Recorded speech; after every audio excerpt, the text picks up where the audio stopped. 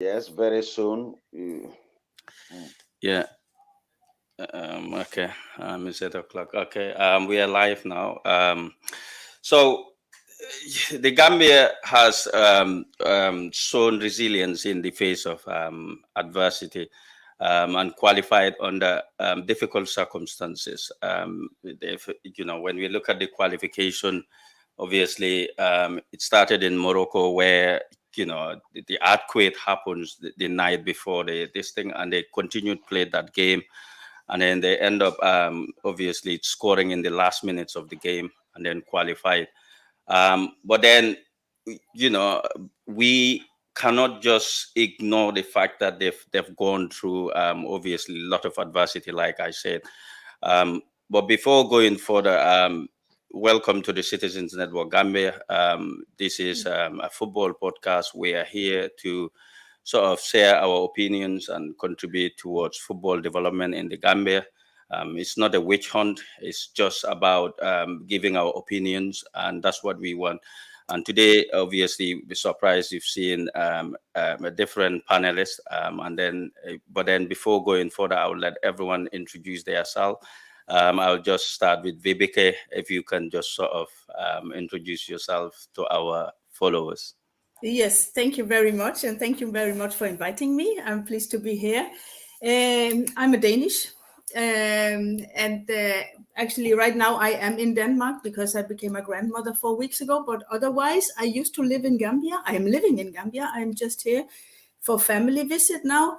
I came to Gambia first time in 2009, and I've been living there since 2018. I have always been living together with Gambians, not with Tubabs.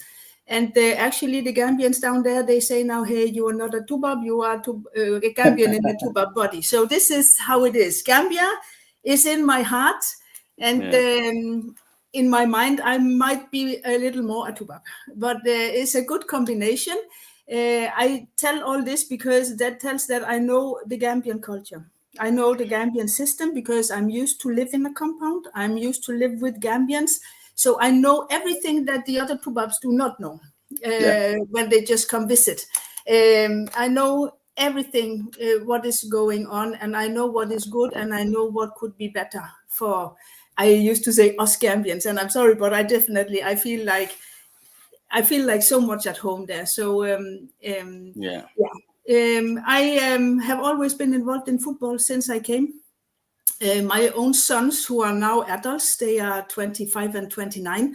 They always played football. So when we came there, of course, we went to Brikama right away. We got involved with Sol Koyate, may he rest in peace, and made a lot of projects with football and things like that.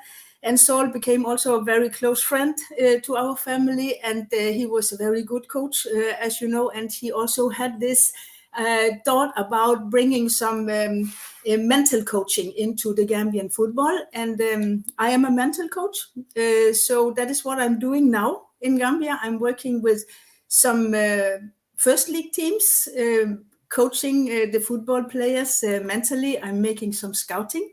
I had some players in FC Midtjylland in Denmark for a talent camp. I am working with the players because the main thing for me is the development of the players. I don't care which club they are playing in. I don't care where they come from, if they come from Basse or they come from Banjul, if they come from rich parents or they come from poor, or I don't care if their fathers know somebody somewhere. I care the player, and this is what I want. I love to develop the football players. But I'm also because I'm so much into the Gambian society now and I have a lot of friends there, I also selected some good coaches. And when I say good coaches, that is coaches I think are good, that has the same values as I have, that are coaches who are not only there for their own interest, who are not there to become the coach of the year or to bring a team up to the first league or whatever. That are the coaches who actually wants to develop the players, who are there with an open mind to develop themselves and develop the players. And right now I'm so grateful. We started with 5 and now we are actually 15 in that group with the very, very inspiring coaches who wants to develop. And we're having a lot of good talks because they also want to develop the Gambian football. And this is the next thing. I would like to also make a difference. I used to work with quality and development. I have been a nurse for 30 years in Denmark, and I used to work with projects. And because I care Gambia so much, and I can see there are so many things we can do. There are so many things we can do, and especially the past 6 years, even though it is a little, I will not say difficult, but it's a little challenging still to work with democracy because it's all about understanding. But come on, it took Spain 40 years to learn, and still they are working on it. So of course it needs time, but it is very interesting now where we can speak our mind and see people dare to come up with their opinion, because there's a lot of fear in Gambia. There's a lot of fear in Gambia, from the government, so to say, to the journalist, I would say down in the compounds, to people, among people. There is a lot of fear in the Gambian culture, my opinion. And if there's fear, it's difficult to develop. And now, yeah, it leads to the constellations that are made there. If it is built on fear, then it is not built on, my opinion, on quality always. Then it is sometimes built on relations. We have, like, the system. There are some who are elders. He's my father, he's my brother, you're my son, and if we have these things, then it is difficult to speak your mind and be you. Like the four of us, we can speak our mind. We respect each other, even though we disagree. We respect each other. But sometimes in Gambia, I feel like if they do not agree, then they call you stupid. Not me, but they call each other stupid, and you are a fool, and you are like. And it's very interesting to work with these kind of things. I think to teach that we can disagree, but we can still be friends and we can still like each other, because it is an opinion. It's not a personality. And that is quite interesting, I think, definitely. Yeah. No, thank you very much. Obviously, one thing I can guarantee you here on this platform, there is no fear. When you have Baba and Coach, I that have no fear also. they speak their mind, and yeah, exactly the same. So it's a good team, a good platform. Yeah. The thing is, like you rightly said, it's just about opinions. They are not here to attack anyone. They're No, just I know. speaking their minds. They are passionate about their country. They love their country, and Exactly. they've seen other countries who we were actually far ahead in terms of football, and now they are ahead, and that's because they just put their houses in order, and that's what they want. So now, obviously I don't need to introduce Baba Demba and Coach now again. We've all been, we all know who they are. But just to start things with Coach, I will just start with you.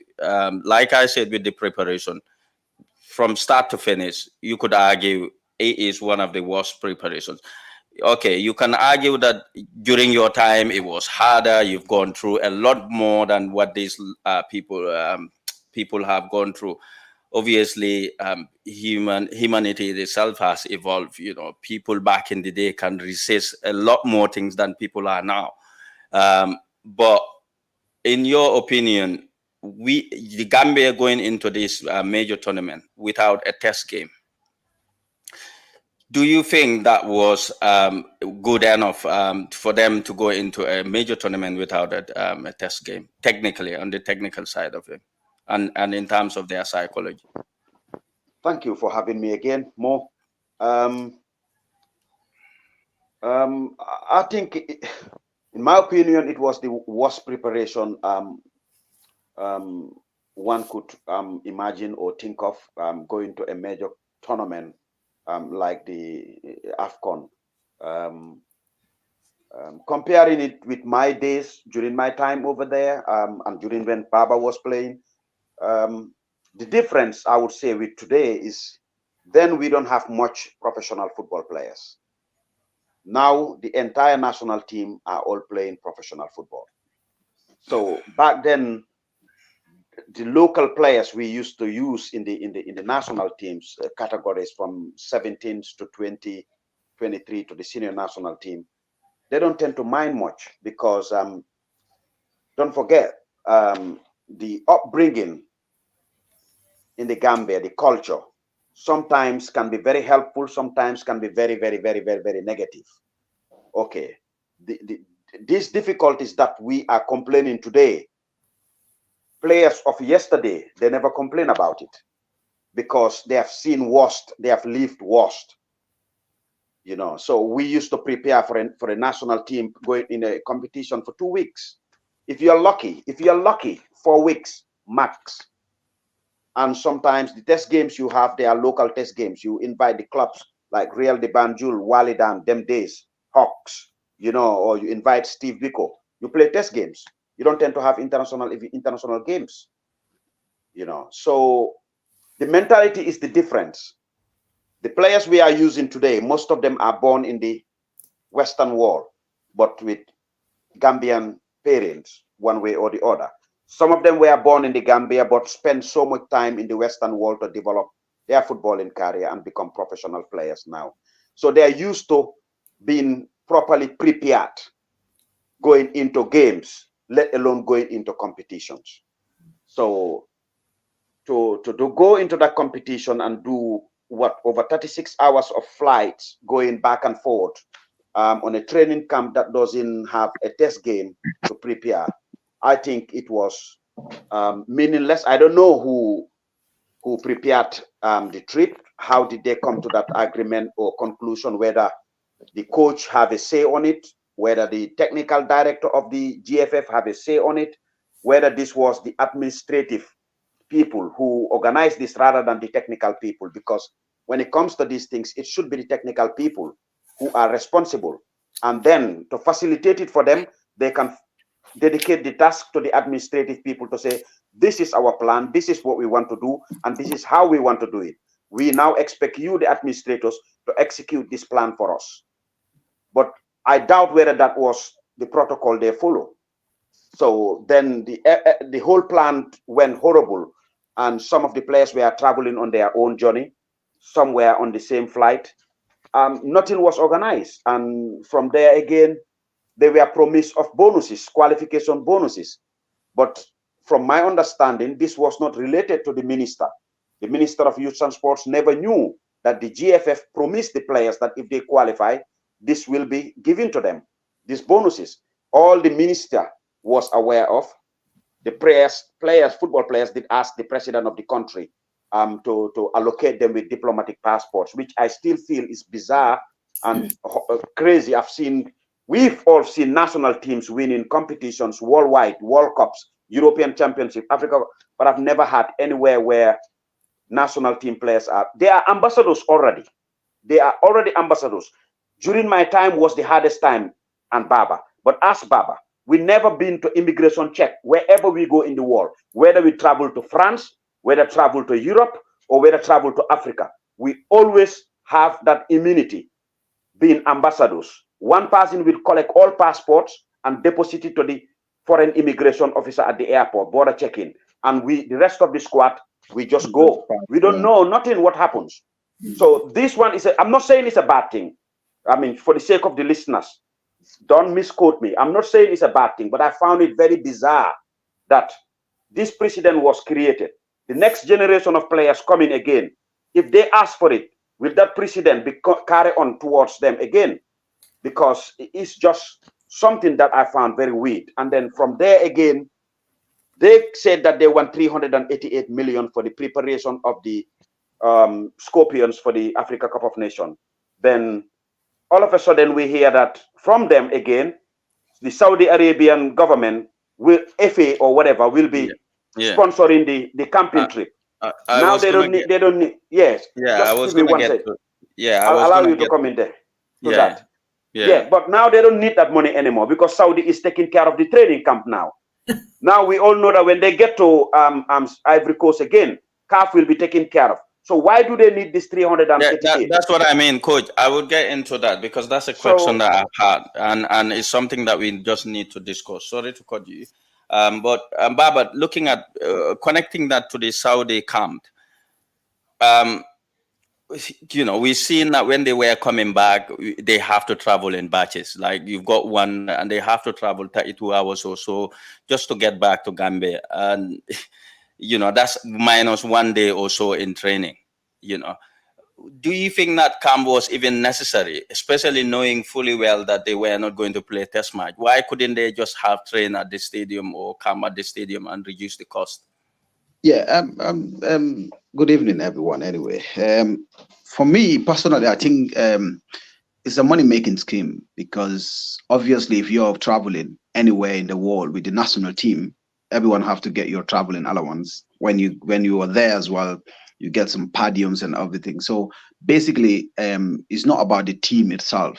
For me, the federation all the time is about them and making money most of the time, because like you said, it's not even necessary to go to Saudi. They could have organized a test game even in Gambia, play with our local selection or whatsoever, to cut the expenditure of spending money away, because obviously if you're going away, you need to get tickets and flights and everything, accommodations and everything.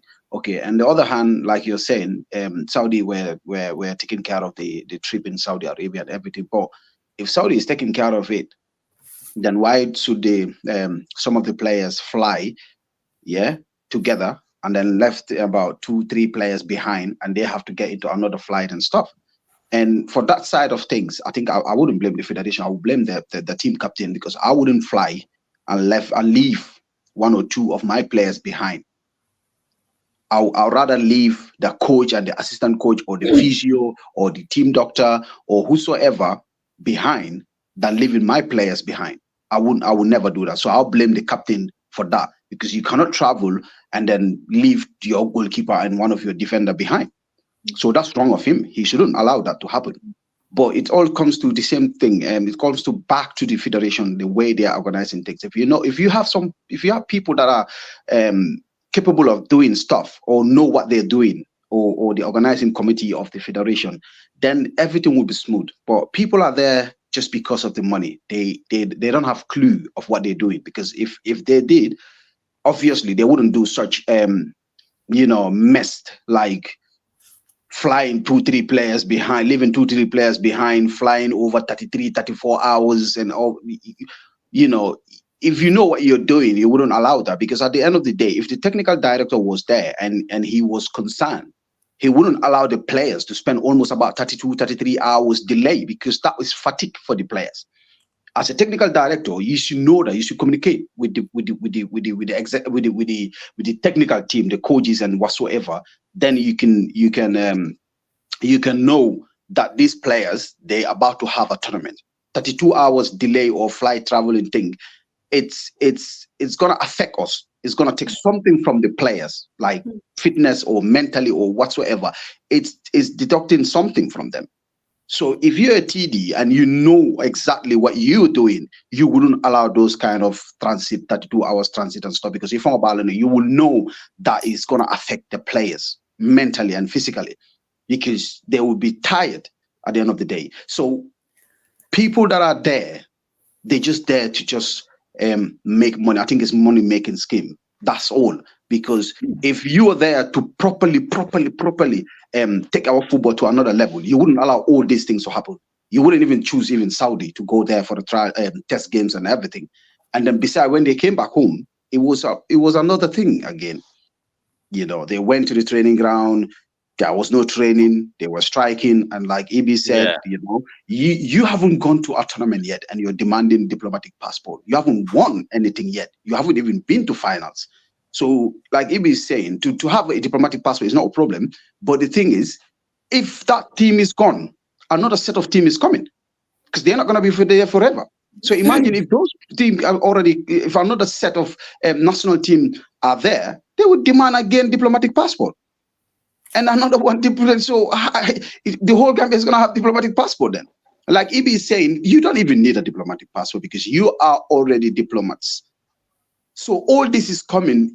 All this comes to people that are behind, people that are running at a mile long. They don't know what they're doing. Even the Minister of Youth and Sport doesn't know what he's doing, because he's the one who is between these players and the government. He shouldn't allow that. I'm not saying I'm jealous about the passport or whatsoever. That passport couldn't even take you. Even if you're coming to Europe, you need a visa still. It doesn't mean a diplomatic passport. You got German passport, or you got, no. It's diplomatic passport. It's not a huge. I don't know how people. They need to Google it and check a diplomatic passport. What is it for? It's not like British passport that you can fly anywhere. You need visas still in countries, like certain countries. Even in England, if you have a diplomatic passport, you come in here, you need visas.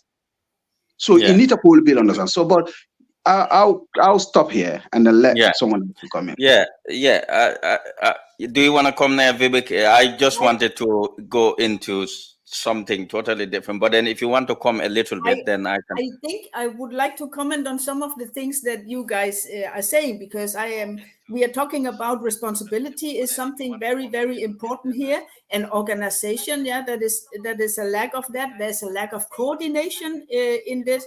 It's just to tell what is lack of actually in GFF, and then we can ask them later what they think themselves about these things. And again, the culture.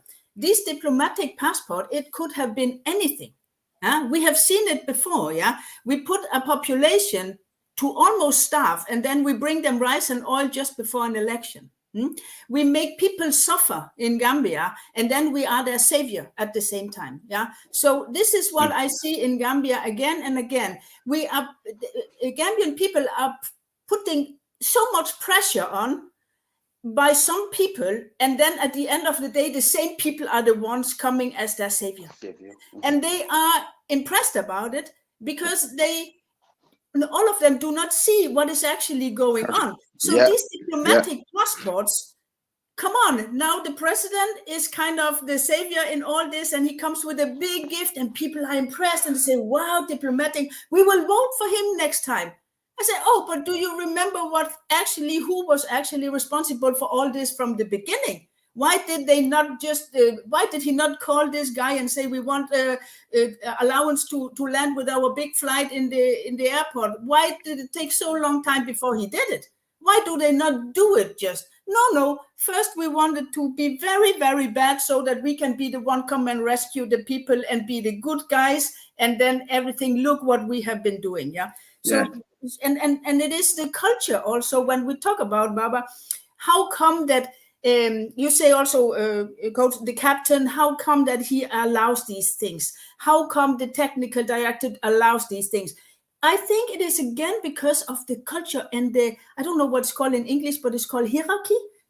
Hierarchy, Hierarchy is like the culture and the fair. We are back again to the fair. People are afraid in Gambia of standing alone with your opinion, sacrifice yourself for a case and a purpose. That is what I see. And this is why the coach, Tom, why was he squeezed in between them all that time? How come he can talk bad about the whole Gambia and not do something about it? Because you are scared of standing out and standing for something. Now we have this Bojang, the GFF, coming out saying, no, it's not us. It is the minister.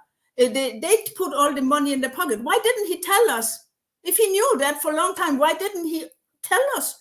Why do they keep quiet with these things? Because if you are in a position like that, you have a responsibility.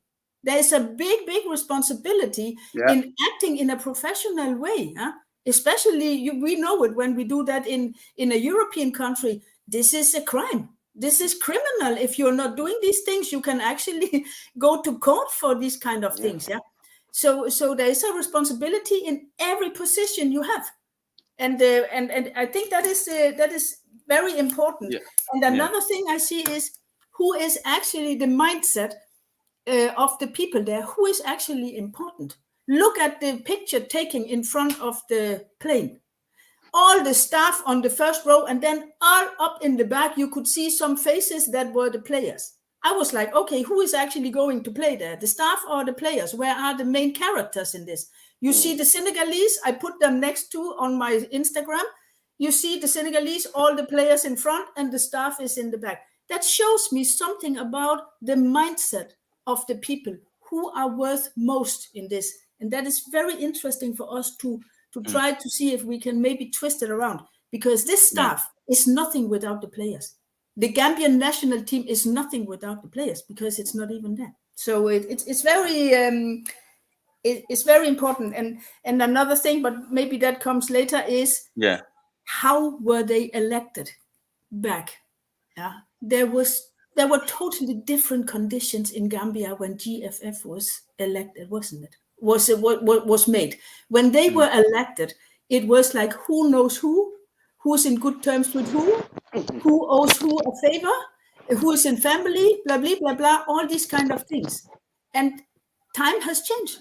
Times has changed in Gambia now. It's a democratic country now, so that means that the base that you run these kind of things also has to change into a democratic way, so to say, isn't it? Yeah. So it was just sorry. An oversight. No, that's brilliant. I say. Yeah, that's all right. That's all right. Yeah. So obviously, I'll still come back to you. I'll stay with you. So the financial aspect of it, 388 million, if I'm quoting it right, that's what that was needed. That's why I stopped. Didn't want coach to come in, and I want him to come on to this as well. But then 388 million was quoted, that was needed, but it was never clear whether it was for the whole tournament or whether it was just for the first 5 games or for the first 10 games. And I believe everyone who is going into a major tournament, you're going with the mindset of winning it. You're not just going and saying, okay, 388 million for maybe for 10 days, because they stayed for 10 days. 3 games they played and they're back. Are you surprised that there is no accountability whatsoever in that country? Because you look at it, I don't know how much money was collected. I don't think any one of us know how much money was collected. Are you surprised that there is no accountability and there is nothing been spoken about? Vibeke, Me? Yeah, me, definitely. Where is the budget? I would like to see a budget. We have an organization that is dealing with a lot of money. There should be a budget, because they are actually dealing on behalf of the Gambian football players and the Gambian football. So it is not their own money they are administrating. They are administrating some money that belongs to an organization and not to the persons themselves. That means there has to be a budget, and there has to be the annual account. We need to know, all of us, what is going in, what is going out, and the evidence, they have to be not fake. They cannot be made by somebody that they know, who can just make like an invoice of something like that. No, we need also some kind of a neutral person. In Denmark, we have that. I can only speak for Denmark, but we need a neutral person who comes once in a while and make a check without anybody knowing that they are coming. They go in and they say, now we want to see your accountment. We want to see your budgets. We want to have a look on everything, just as a neutral control for the quality. Yeah, something like that. We need that, because it cannot come as a surprise that there was AFCON. Huh? AFCON is every second year. Huh? So how can they suddenly think, oh my God, it is AFCON, we have to book a flight? No, come on. If you know already now in 2026 is next, so start planning it now. Yeah, make a budget, make sure that the money is there, make sure what task has to be done, who is taking care of what, who's responsible for what, and who is the one that you can actually go back to and say, hey, you were the one responsible for the flight. How come you didn't do it? What went wrong? But here they are all responsible and nobody is responsible. And that is a big problem. This is a huge amount of money. And it is not only this money. Yeah? I think I hear some amounts that is crazy in my ears. The money that came from FIFA for 14 pitches. I don't care 14. If we could just have a FIFA goal project that look like not something from the Second World War, and a Serekonda East that is not for cows but for football players. Yeah, You know? we'll actually go into that. Thank you very much. That's part of the topic. But coach, I've spoken to you about this many times. And the question you've always asked is obviously, where is the accountability? Like, you're surprised. You don't know how much is being collected. None of us know how much is collected. Esa, welcome. Sorry, you know, we're just in the groove now. We're just getting there. Yeah, but welcome.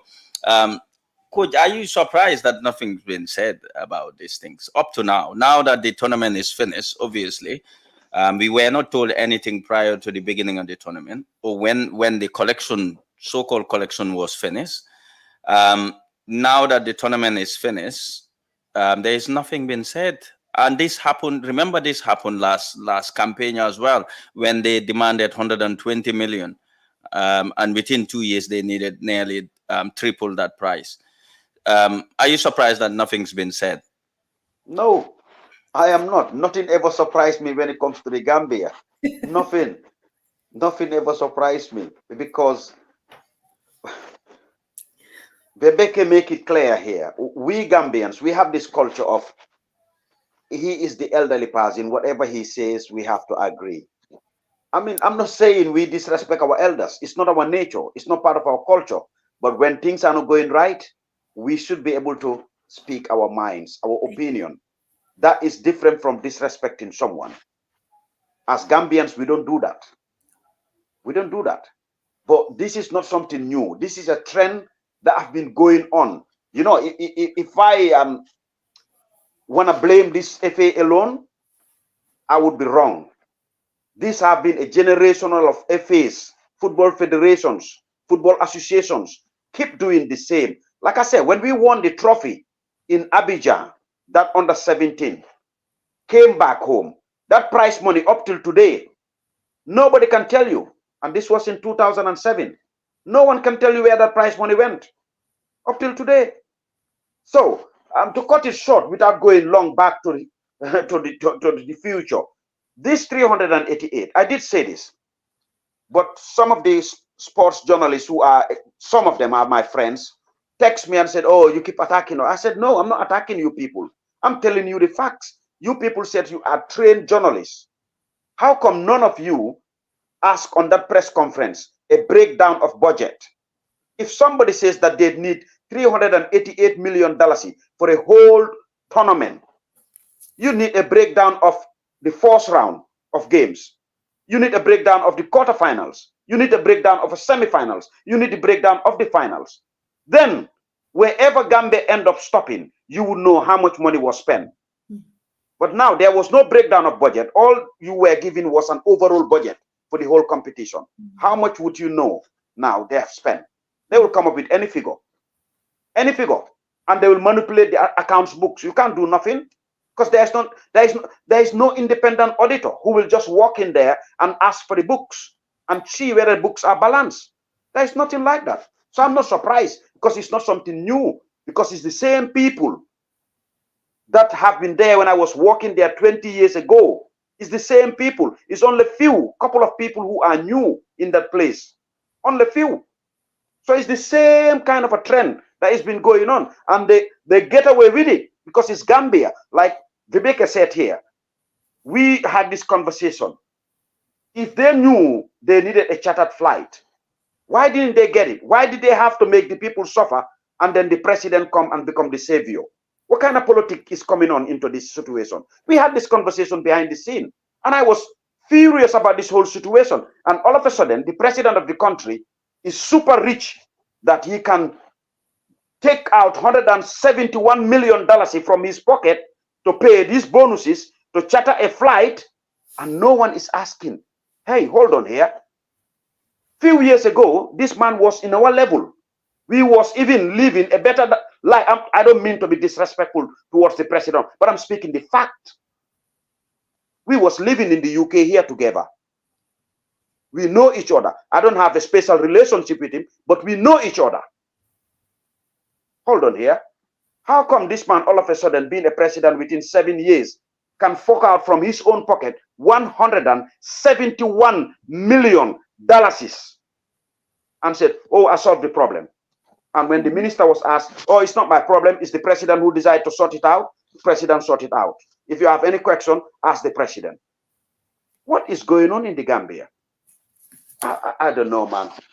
More pass this question to someone else, please. Yeah, okay. Baba, I'll come to you, and then I'll go to Esa. Obviously, Baba, you've had all their opinions about it. If you want to jump onto that, that's fine. But then I would also link that to the monies that was collected for the so-called training, an open training. Let's put it that way. There was an open training for the players at the stadium, and $300 were collected, and I don't know. No one knows how much money was, collected. Players didn't turn up. There wasn't any monies that were refunded. The way, obviously, the ticketing system in the Gambia is hard enough to control, let alone to know who bought tickets for who. So it was hard enough to control. But then there was no money refunded. Are you surprised that they were even charging monies for an open training? I mean, more like I said, it's a money-making scheme. This federation, that's it. So anything about money, it's going to be dodgy. It's not going to be straightforward. Like Ibi said, why our journalists, when they came out and then said, okay, we need $388 million. Yeah, yes, you need that, but break it down and tell us how much do you need for the first round, how much you're going to spend for the second round, how much you're going to, because what you're going to spend with that money, it's only going to be match bonuses. Your ticket, your accommodation, hotel, car, buses, it's all been sorted by car. So now tell us what you're going to do with that 388 million. Break it down. And we know straight. But the journalists that supposed to ask that question, they've been compromised. They've been compromised because I've seen a lot of press conferences. I've never seen any journalists that will ask this federation question that I will ask. Even I'm not a journalist, but they wouldn't do it because they all been compromised. Some of them they name their son after Kababayo or Bakari Jammeh or so they wouldn't say anything that comes to that side. So obviously when it comes to money, no one in Gambia will ask these people about what is what. I'm even surprised that how to call it again, Lamin Jassy has to come out and do a press conference and all those journalists is there. Imagine what kind of question they're asking him. If they haven't even asked him proper questions. For me, if I was there, the first thing I'm going to ask Lamin Jassy, I'm going to ask him, Lamin Jassy, you're a Secretary General. Bakari Jammeh, the first Vice President, was in charge of these projects. He's the project manager. Why are you in this chair, not him? That's my first question. But like I said, the real questions that the journalist is supposed to ask or they need to ask, they don't do that because he got compromised. They all been bribed. They all been. I mean, if you look at the federation now, like that, and on the social media, all these people that are answering questions, all these people that are attacking us or somebody else, they're all people that federation are paying money to go and attack on the social media. They're not the real people. Because if you're real people and you know what's going on in our football, you should know what to do or what to say. But if you're going against that and you're seeing the reality are there. It's not like a yellow, black and white. So when it comes to money, again, more, it's never going to be transparency. It's not going to be an audit or anything. It's just going to be like this. Because whatsoever happened in this AFCON has happened before the other half AFCON. And no one came out to give us a report or tell us that, okay, we went with this amount of money, we came back, this is the remaining money, blah, blah, blah. No, till date, that's not happening. Who are the people that are supposed to ask that question? The journalists. But are they doing it? No. And like I said, now it happens again. They said they need 380. We don't, like you said, Mo, we don't know how much they went with. We don't even know how much is left. And we don't even know how much they use. So how can you even, ask questions about all these things when at the first place, these questions should be asked? What are you going to do with 388? How are you going to spend it? What are you going to spend it for? And then let us know. But these questions will not be asked. Like I said, is the journalist not supposed to ask these questions? But they're not going to ask. So it's a shame. It's a shame, to be honest. Yeah. Yeah, Babeka, yeah, go on.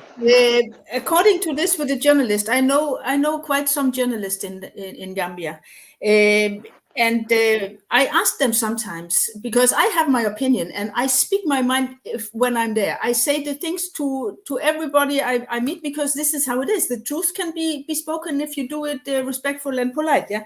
So I ask them sometimes. I say, hey, how come you don't support me in this? We could go together. You could post it as a journalist. And they say, hey, Vibeke, you know what? They will just come and close down the station.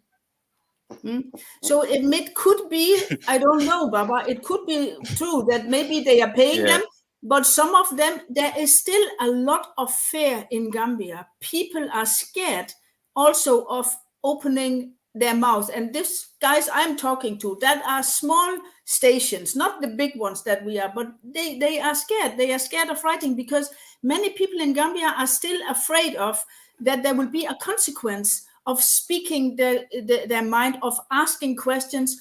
And it is still like that in Gambia. Like probably you maybe also grew up, if a boy will never ask the father why, because they will just slap them and say, who are you to disrespect me? Who are you to ask me a question? Don't you ever do that again? Yeah? And in Denmark, we are like, this is what I'm talking to the football players about now. I'm like, hey, open your mouth. I want to know what is in your head. I want you to ask questions. I want you to develop. But they don't dare because Gambians sometimes are raised like that.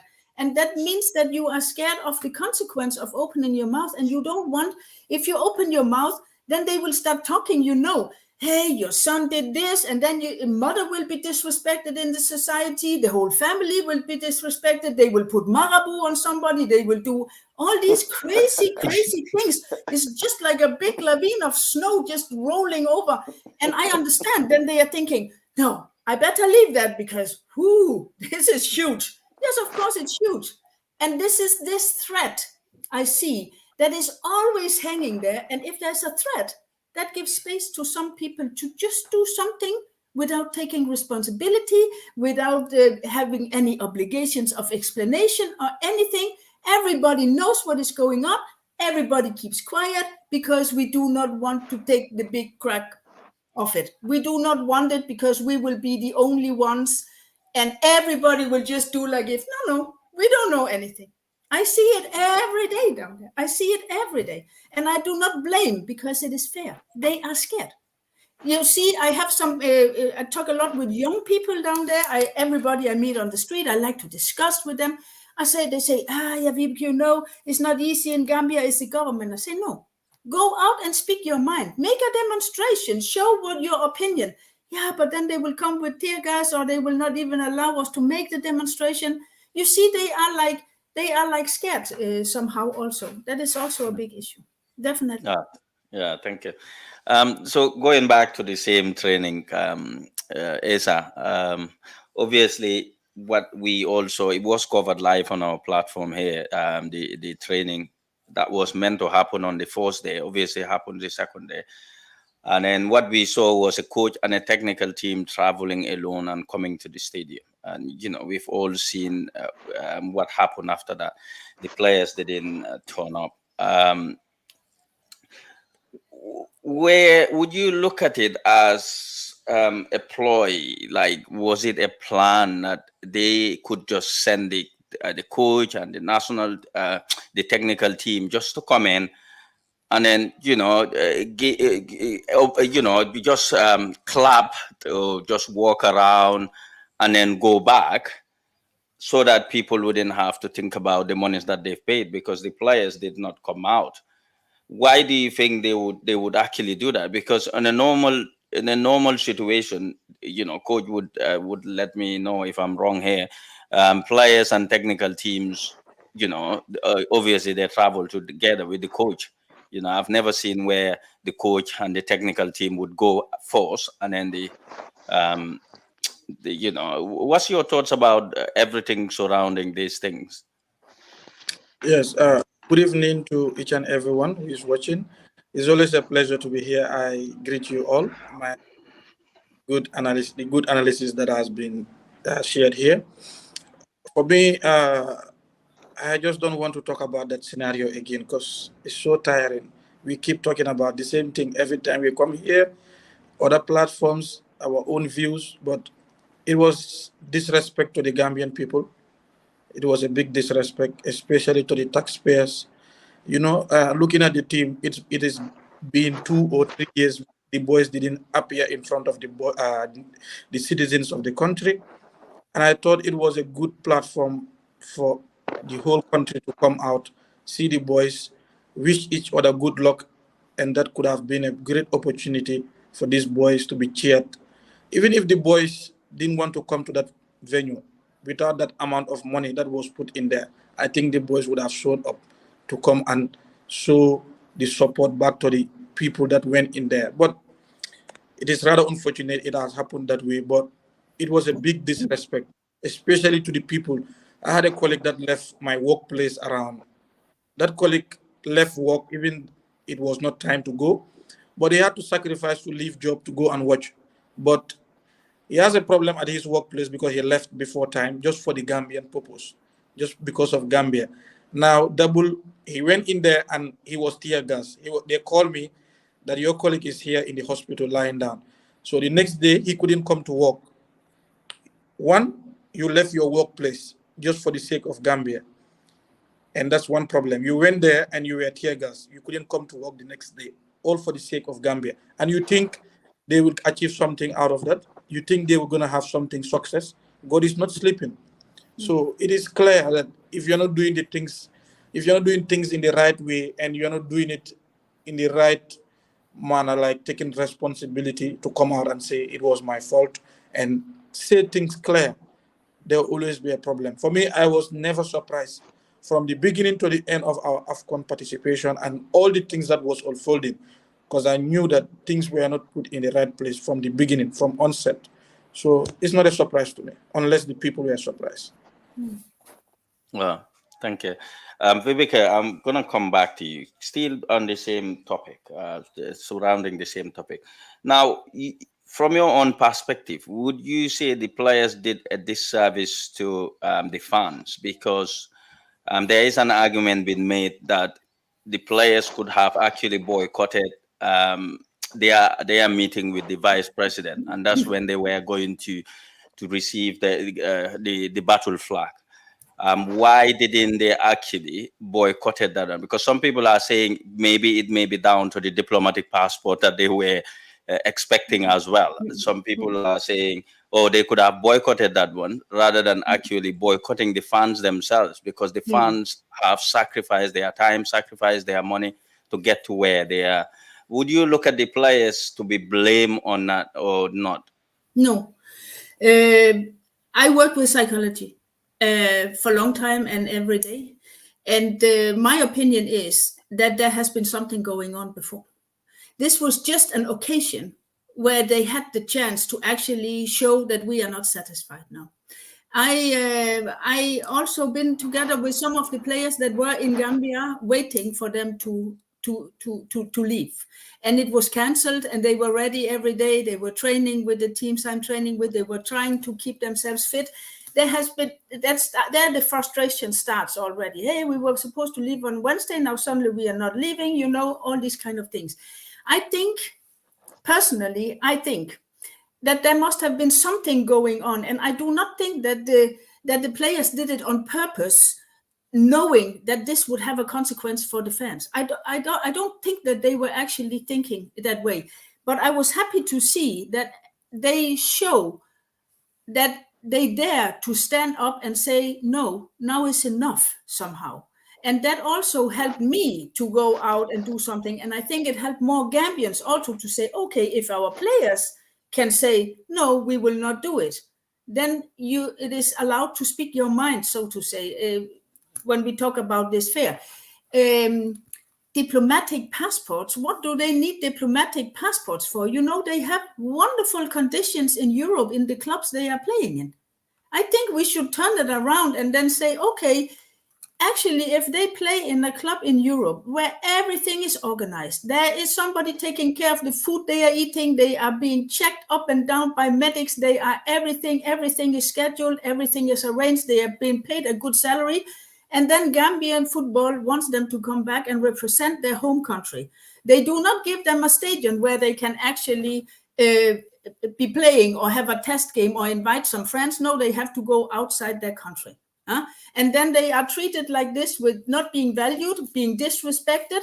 Hey, they come from better conditions where they feel like, I think it is humiliating. They must have feel like they were being made fool out in front of the whole world. They have teammates back home in Europe looking what they have been put through. There is something going on, because you guys, you also know, living outside Gambia, you have two worlds to compare and say, yes, one thing is what is going on in Gambia, but the other thing is actually, you know how it is different out in the world, and they too do that.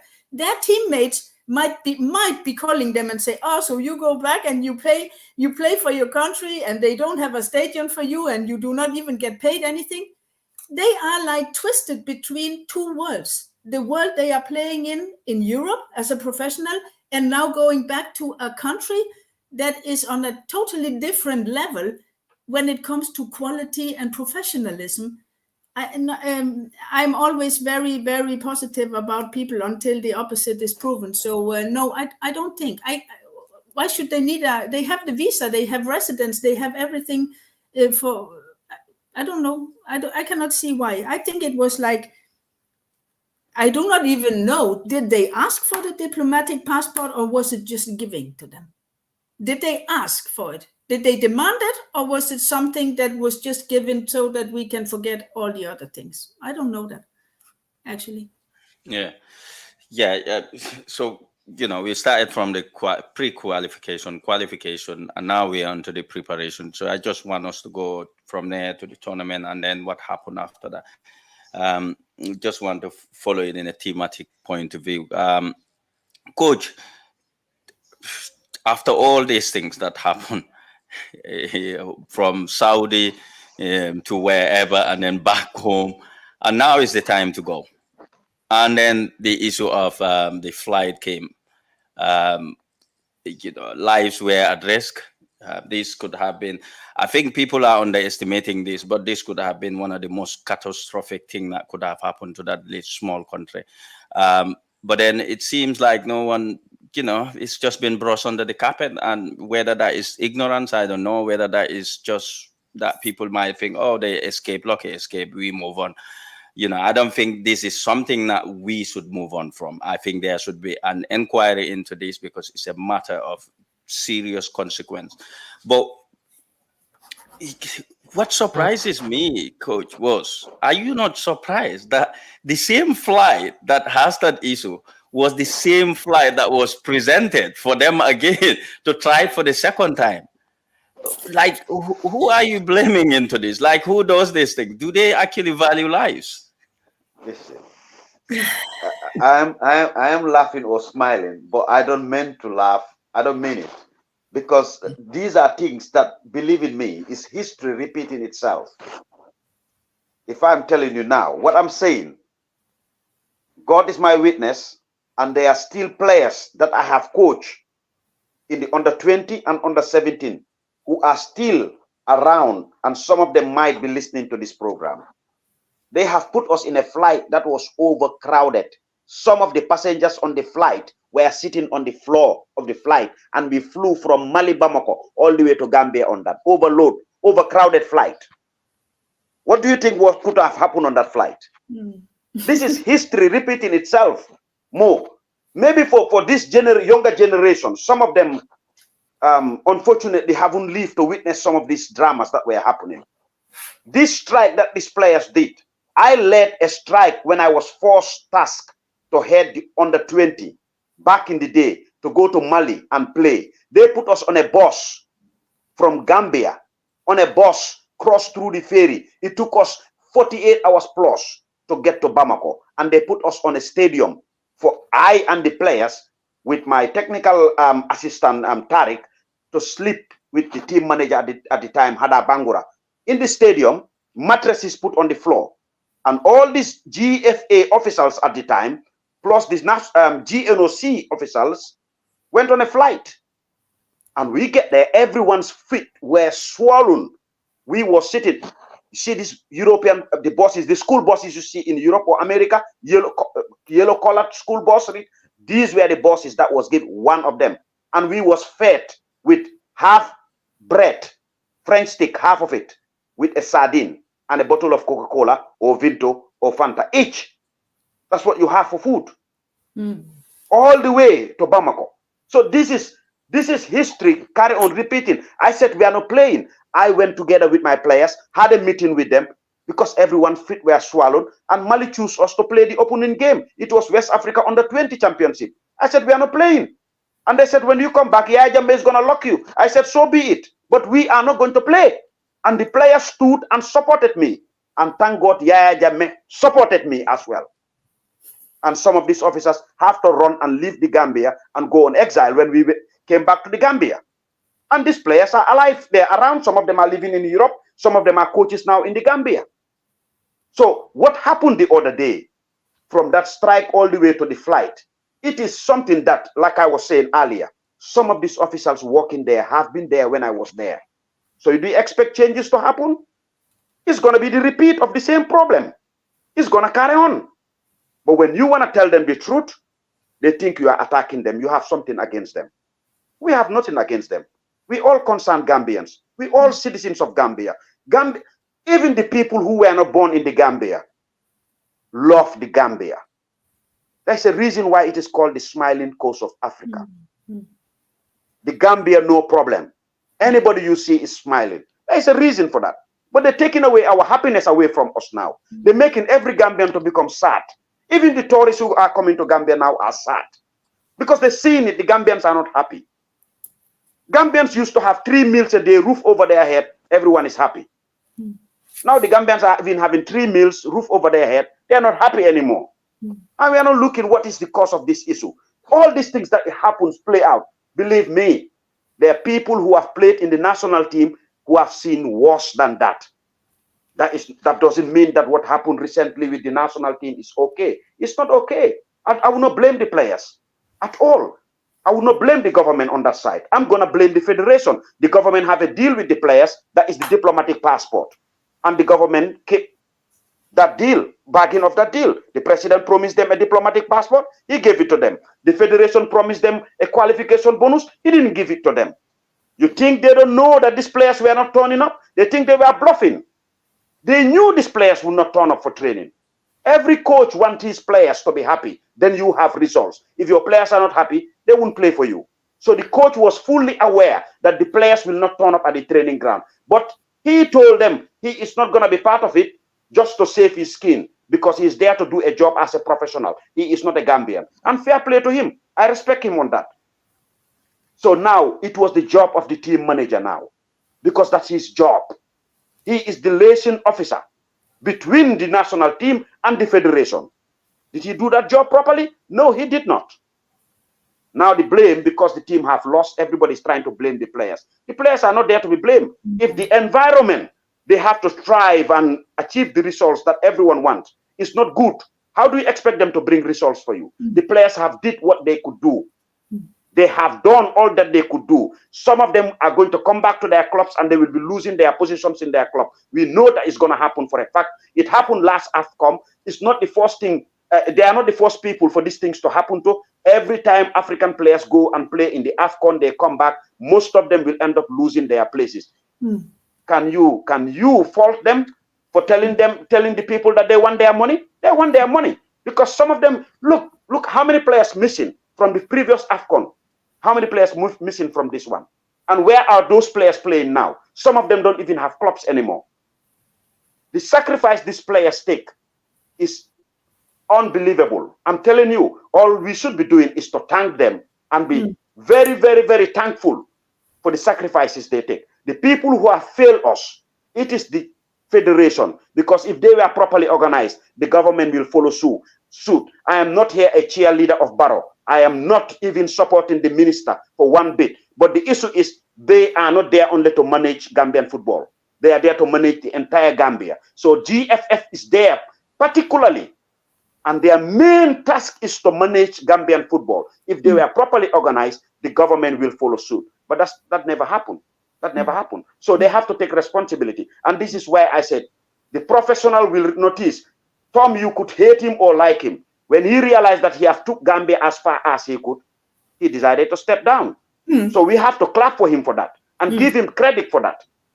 But if the GFF people will be professional enough to say, you know what, we have done what we can do. Some are thanking us, some are criticizing us, but they have the right because we are in a public office. It's about time for us to step down. Even though our time is not up, we need to go and give other people a chance. We have did our best. And then everybody will be very, very grateful to them. Everyone will be thankful to them. Everyone will cheer them up because they've been there overseeing 2 AFCONs in success. Seeing an under 20 going to the World Cup did extremely well, under 17 and all that stuff. All those credit will go to them. But no, they won't do that. They won't do that because they are not professionals. This is like a family-run business for them. So they will want to stay there until they are pushed out shamefully. That's what they're waiting for. Exactly. Yeah. Baba, are you there? Yeah, I'm hearing everything. Yeah. Okay. Obviously, I want us to just move nicely and continue. I know, I'm looking at VBK. I think you have something to say on that. But I'll let Baba come in. Baba, if you have anything to say on that, are you not surprised that there is nothing been done about the flight incident? Like there is no inquiry been done. Are you surprised? Yeah, I mean, like what Evie said, it's not. I mean, it's new for some Gambians to go through all these flight issue things. Evie's gone through it. I've gone through it. I remember, like he said, some of the players might be listening. When we went to Congo, we came from Congo. I think we are in Brazzaville, and then we supposed to go to, I don't know which their capital or somewhere to play our last game. Qualify for 2007 or 2008 World Cup in Canada under 20. So we played our last game. So we took a helicopter to flew from one end to another end. The helicopter was having an issue. Imagine helicopter was having issue in the air, and we were about to just crash. But thank God one of the engine kicked off, and then Alhamdulillah, we land safely. So we took things lightly, like you were saying. We were about to lose. We were lucky we didn't lose the whole team because 10 more minutes in the air, these players, they would have lost their life. But it's nothing. It's like it's normal. These are normal things for Gambians. I don't know, for some reason we don't care about people's life compared to here. By now, that airline would have been facing a lot of questions. They would have been, facing. They would even ban them, and then go for further investigation and stuff. If it is here, I mean, by now, if another investigation all about them. But in Gambia, you know how things are. So people don't really care about these kids' lives. And the other thing is as well, we the players as well. Before you can understand, you get scared because you might think, okay, if I talk. They might not be in the national team anymore or whatsoever. But these players have been established. They got money, they got everything. So why scared? Why not coming out and speak out? It will help the next generation. Because for us, we can't do it because everyone is thinking about, what I'm gonna do if they throw me out from the national team and all these things. But still, with these ones, you care less because you're working, you are earning, decent salary. So why can't you just go out and defend stuff that will stop? Because if not, these flight things and all these things, it's still gonna repeat itself. It's still gonna happen. If players now are not coming out and speak out, this is gonna be happening all the time. So I guess it's high time we stop it because that was that scene. People took it lightly, but it was so dangerous. Like I said, 10 more minutes in the air, we could have lost all those players. So, and till now, it's like, it's nothing happens. It's like, it's okay. And it wasn't. That was a life threatening. It was like that. Like I said, if it was here, by now that airline would have been banned and then go for investigation and then check what went wrong. But you know how it is in Africa or in Gambia, especially in Gambia. So it was definitely bad. For me personally, I think they've took it very lightly, especially the players. Your life was there in risk, and then you were here, like nothing happened. Yeah. Esa, Vibeke, I come to you, then you could round up that topic. Esa, what's your thoughts on all these things? I don't know where to start, but It's understandable. it's because why always wait for catastrophe to happen for people to really act. Thank you. If I was having a brother in the national team, I was going to jail. Like, I'm saying this because that same night I was going mad on social media about this stuff. But everyone was like, oh, let's wait. They're going to AFCON. When they come back, we're going to sort out this. When we are waiting. But for me, fingers crossed. I still believe we're going to go to the root of this matter. That's my belief, because I think it's not something. Yes, I understand people might say it has been a trend in Gambia, but for me, my fingers are crossed. We're going to go to the depth of this, because come on, brother. Like, I had to argue with someone. I'm like, it's not NCC's problem.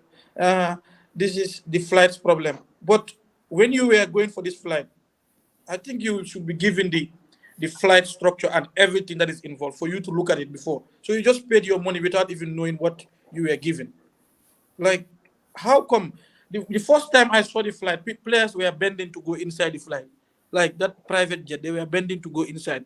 Like, it's crazy. It's not funny for people to laugh about, but it's a serious situation. And I think I will challenge all the sport journalists, and not even non-sport journalists. We should go into this. We should investigate this and get to understand who was responsible. There comes the responsibility of, I don't know who was talking about it, Coach or Vabika. Giving responsibility to people and what each person should do should be spelled out clearly. And the person that is responsible for hiring this aeroplane, I don't know, private jet, should be put right in front of the law to face the law accordingly, so that the next person, next time we are going into this, anyone who is taking any responsibility will do it diligently for the interest of the people, but not for personal interest. And the question comes like, oh, how can we kill ourselves? We were inside that. Sometimes you do silly things, you don't even know that you are killing yourself. You don't even know, because what you're thinking, you're not looking at the bigger picture. You're looking at the small picture. Before you know, you are already there. And there is no choice. There is no choice. But this is something that, the sport ministry, I am calling upon them, the National Sport Committee, the National Assembly Sport Select Committee, National Sport Council, whosoever who is involved, even the president, should go into this situation, and we get to understand who is behind this. And we need to go to the root of this. This is not something that we need to joke with. 388, me, I'm assuming that 88 million was spent. The 300 should come back. Me, that is my assumption. Whether the budget is out or not, 388 million is spent during these 3 matches. The 200, let it come back. Let them show us the papers, and we see. Let's go, and this is not relating to football. Let's take that 300 and buy 1 ferry. We can see our ferry right now. It's every day 5 hours from Bara to Banjul, but we are waiting for catastrophe to happen. Sorry to say that before we get a new one. Why should we be doing that always as Africans? It's very sad, I swear. You need to go to the root of this matter, and I'm challenging everyone who is a concerned citizen. We should make sure that these people are brought into the frame, and we get to understand what really happened. We need to know what really happened to this point, to be honest. That's my take. Thank you, Mo. Thank you. Vibeke, it seems you are aching to come out. Welcome. You could just sort of summarize everything that you wanted to say. Yeah, go on. Why take responsibility? Because nothing happens. There's no consequence.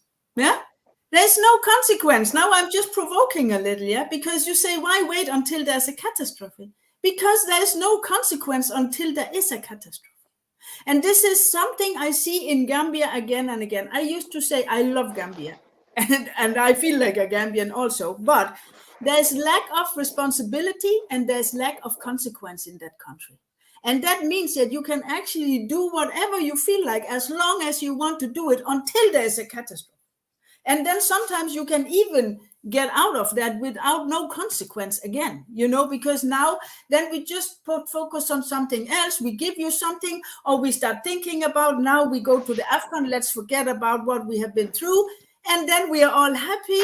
And then everything is forgotten. And I'm like, how can you just forget that? Yeah, because we don't want to put responsibility on anybody. We do not want to deal with consequences. Let's just be happy. Let's just do as if nothing. And then people are suffering inside. Yeah, I can tell you, and I guess maybe it could be the same in UK.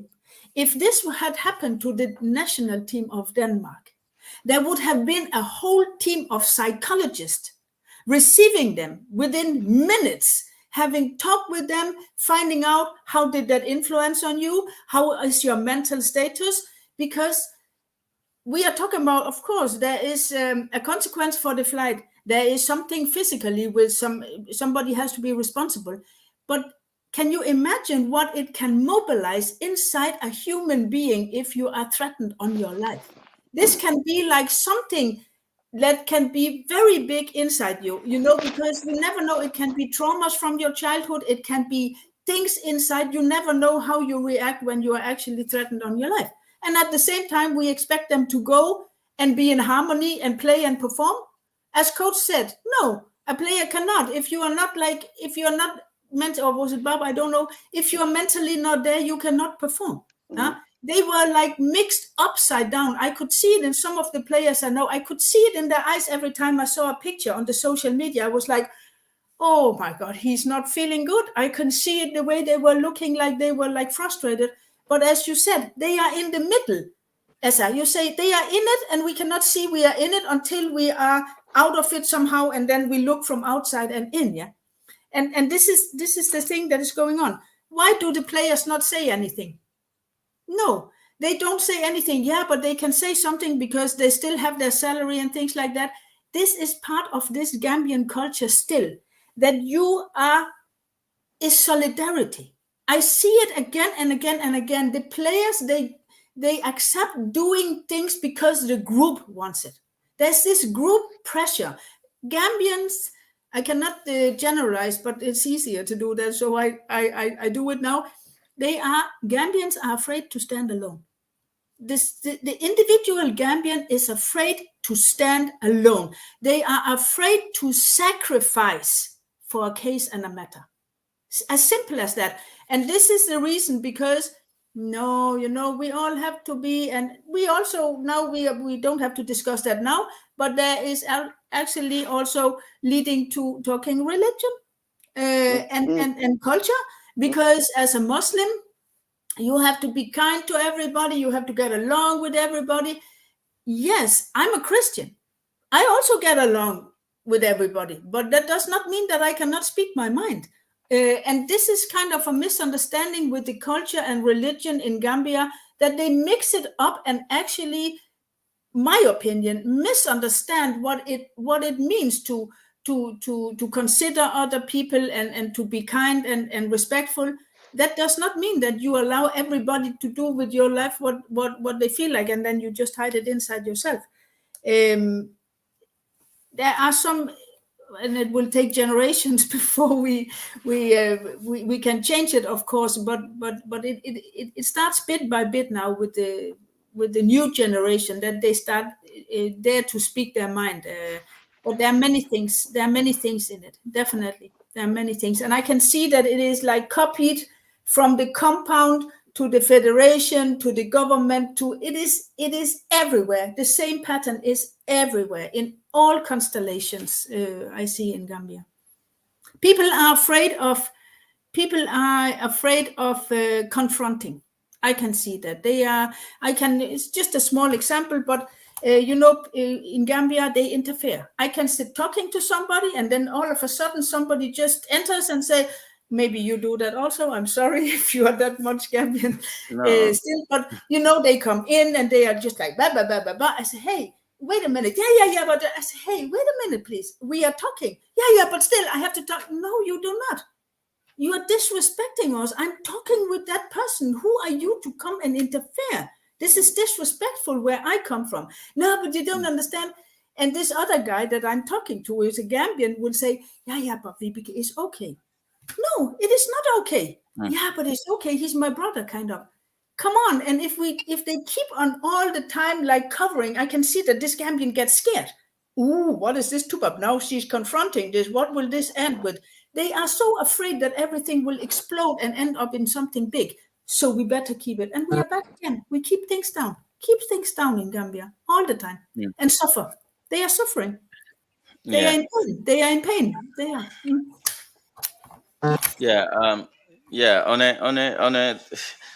To just finish off that topic and just go into now the tournament itself.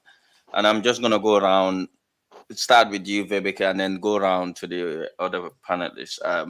Is overall what are the positives that we would take from that tournament? Obviously, it's hard enough to think of one, but then we played 3 games, 3 losses, and we're back. Do you think there are any positives that we could take from that tournament? I have to admit, I think it is a little.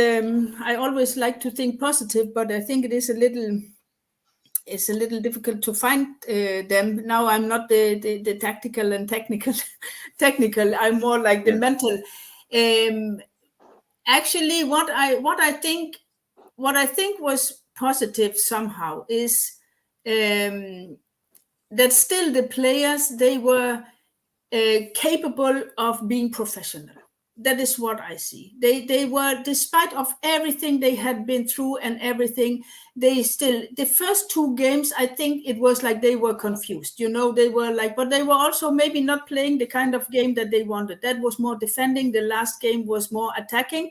The last game was the game where they performed best. Maybe that is because they feel like they are in their right element. And when a football player is there, then everything is going better.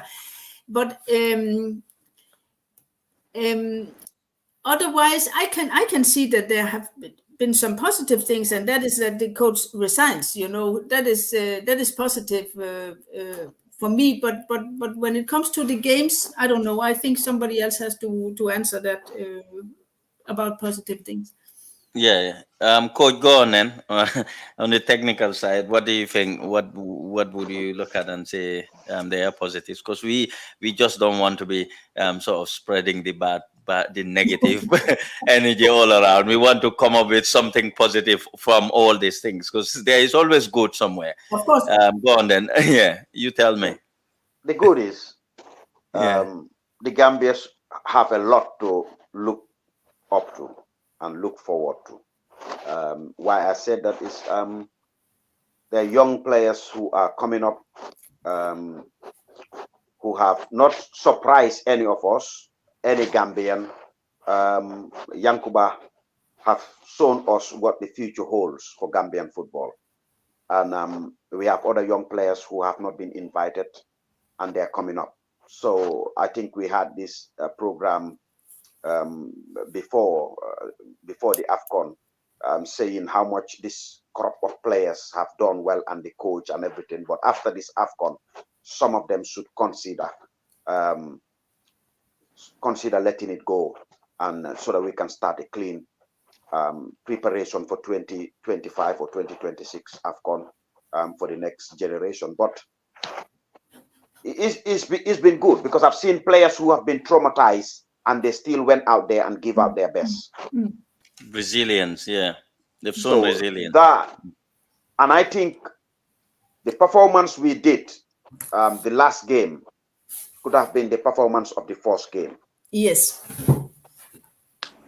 But the trauma they went through have a role to play on that first game. The choice of tactic, basically system of play, also have a role to play. The way we were confident enough in the last game, if that message was put towards the players, if they were not traumatized before coming to the competition, I think they would have given that performance in the first game against Senegal. I mean, Senegal have won us many, many times over the years, but it's always been a battle all the time. But this game against Senegal, even though we lost before even the red card, but people still want to pin it on the red card.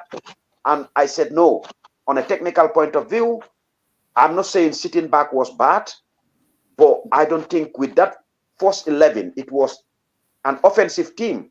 Why do you have to sit back?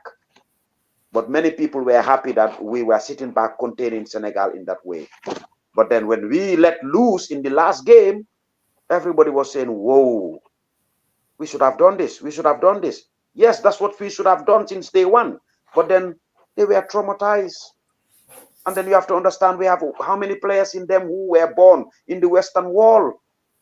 Their mentality, with us who were born in the Gambia, the mentality is different. A Gambian can be traumatized, a typical Gambian, what I mean, born and brought up in the Gambia. You can be traumatized. Many of us are traumatized who were born in the Gambia, and we never knew. We never recognized it. We just brush it off and get on with it.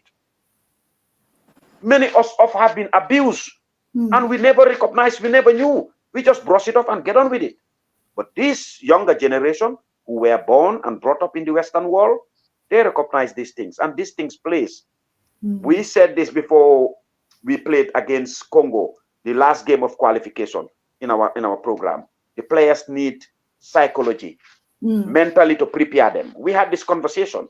Do we have any psychologists within the national team to prepare the players' mental state when we was going to this competition? I don't think so. The coach just used his own motivational skills to motivate the players. But that's a different thing from psychologically getting into the players' head to know exactly what they're thinking, what they are prepared, how far they want to go, how much preparation they're ready, how much risk they're ready to take. Sorry. We didn't have all those things. But the bright side of it is we have a lot of young players who are coming up, and let no one think that these players will just come and bring us a trophy or whatsoever. We have to be patient. There's a reason why the white man says Rome was not built in a day. We cannot just jump up. When this program started today, we were talking about, Vibeke said this about the plan. We had this last week when we had this program reaction of the Gambia being knocked out of the AFCON. We don't have any long-term plans. All our plans are short-term. And short-term plans will never build a foundation for anything. Even for your house, you have a short-term plan, that house will never be built. Never. You got to have a long-term goal. That's why I said in 2016, when I give them a 10-year working document plan, written document explicitly, they looked at it and they said, yeah, we will get back to you. I did not ask for money. I did not ask for nothing because I don't need money from them. I don't need to work for them anymore. I do voluntary thing for them. They wrote me an official letter. They want me to be an ambassador for them to be scouting players. I helped them scout so many players back then. But I've seen that they don't want to work with that document. And that document would have helped Gambia from grassroots level all the way to senior level. If they want to assign a professor to do that document for them now, they have to pay a lot of money. I was willing to give them this document for free. Yeah. And help them execute it because I was in the system. But they looked at it and they said, we'll get back to you. Until we start having this kind of documents, start preparing ourselves. Each and every one of the officials, responsible officials, will have their task. The players will know their task. Everyone associated will know what your responsibility, all the way to the caretaker, all the way to the gate man, all the way to the driver. Everyone will know what their responsibilities are. But they don't want to do that. They're afraid of you when you come up with knowledge that would progress people. They're afraid. They're afraid. But we did well, man. Listen, yes, it's not a nice thing we've been knocked out, but we overachieved. We overachieved. We don't spend much compared to other countries in Africa. I'm not talking about even European football. The Gambia spend the least amount of money. That is true. So if we see ourselves in certain positions, yes, we have seen where we come short. Regroup, reorganize, and try and execute something that is workable. And let's not just go for the shortcut and go for the short-term plan. We should be having a long-term ambition goal and try and execute it step by step. then it will be sustainable. But if we want to go on the short term, it will be too expensive and we won't achieve nothing. Yeah. Now then, Baba, I think Baba is going to give us the positive finally. Yeah, well, I'm the only positive the only positive I have is the last game, which is good, and which I was so happy with the lads, and they saw the coach what they can do and what they can achieve in future as well. They played good football, they played proper football, and we were all happy. I think that was the only positive thing that we got. The rest, it was just a nightmare because we were beaten by Senegal, and then we were beaten by Conakry, and then Cameroon, we did well, extremely well. So that shows you what the lads can do when it comes to Gambian football. It's just that unfortunately they don't have a better coach that will help them to achieve that dream.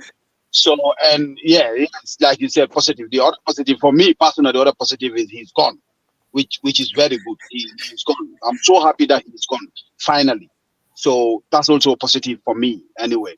The rest is just crap. It's just negative. The flights and everything is just, nightmare. But the positive thing, the only thing that I would say is the last game. They did extremely well. We have young lads that got energy, that got speed. Why do you have to put them, play the defensive fixture and put them all at the back? When they can attack, put an attacking football or attacking, formation, and then let the lads play. Because they really did well the last game, to be honest. And I'm happy that that's the only positive we took from this whole tournament, which is all right for me. Yeah. No, that's brilliant. And sir, any positives you want to discuss? And then after that, obviously you're in the Gambia, and there is if you want to start with this, then we can just move on to the next topic because I don't want to. I think there is a few more stuff to discuss.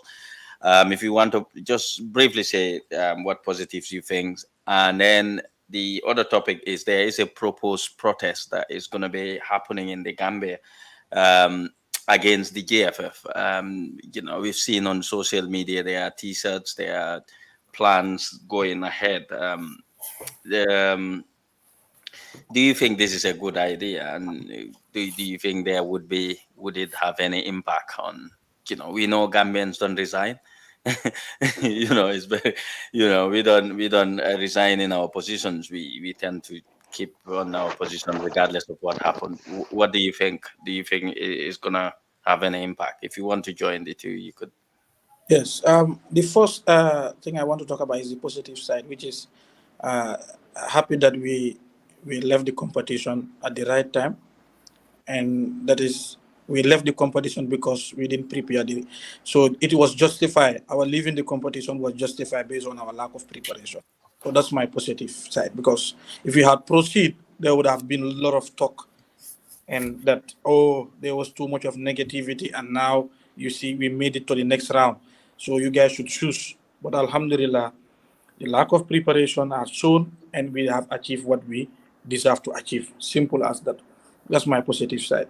And coming to the next topic that you raised, that is the proposed protest that is being planned. And I am in one of the groups where I know that there are 4 other groups where there are a lot of people. Like in the group I am in. Yesterday I checked it. It was 1,200 people already in that group. And today, watching the show at Star TV, I realized that there are other 3 groups as well. But this process can show the frustration of youths. But how many people will come out? This is another thing that we need. Okay.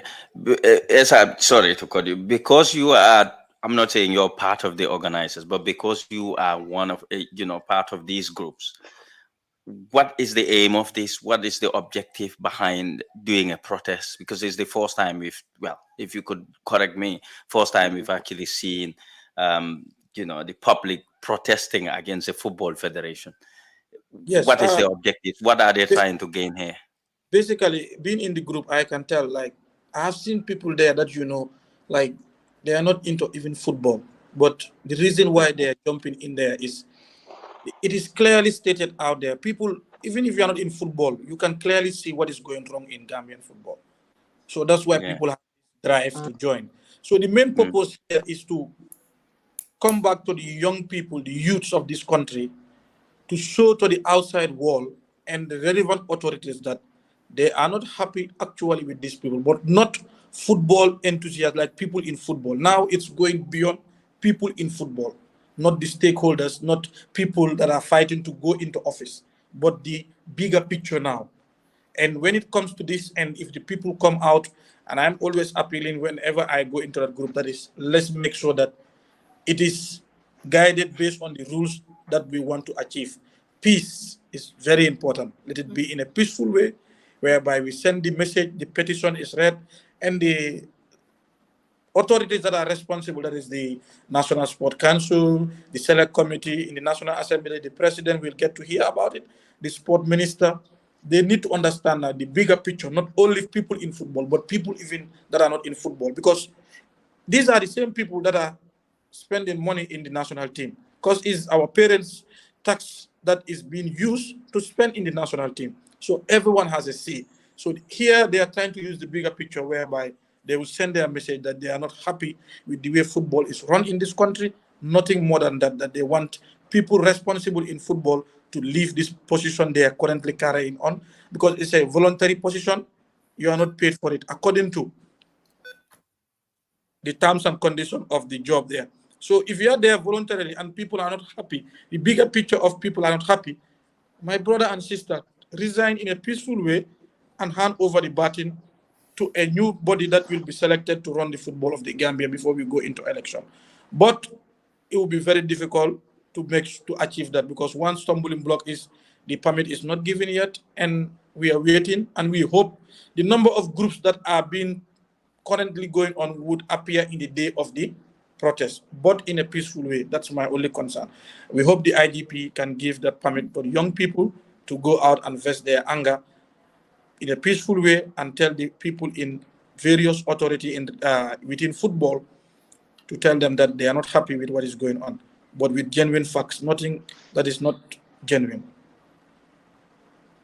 I come to you, Vibeke, but going back to Coach, regards to this protest, um,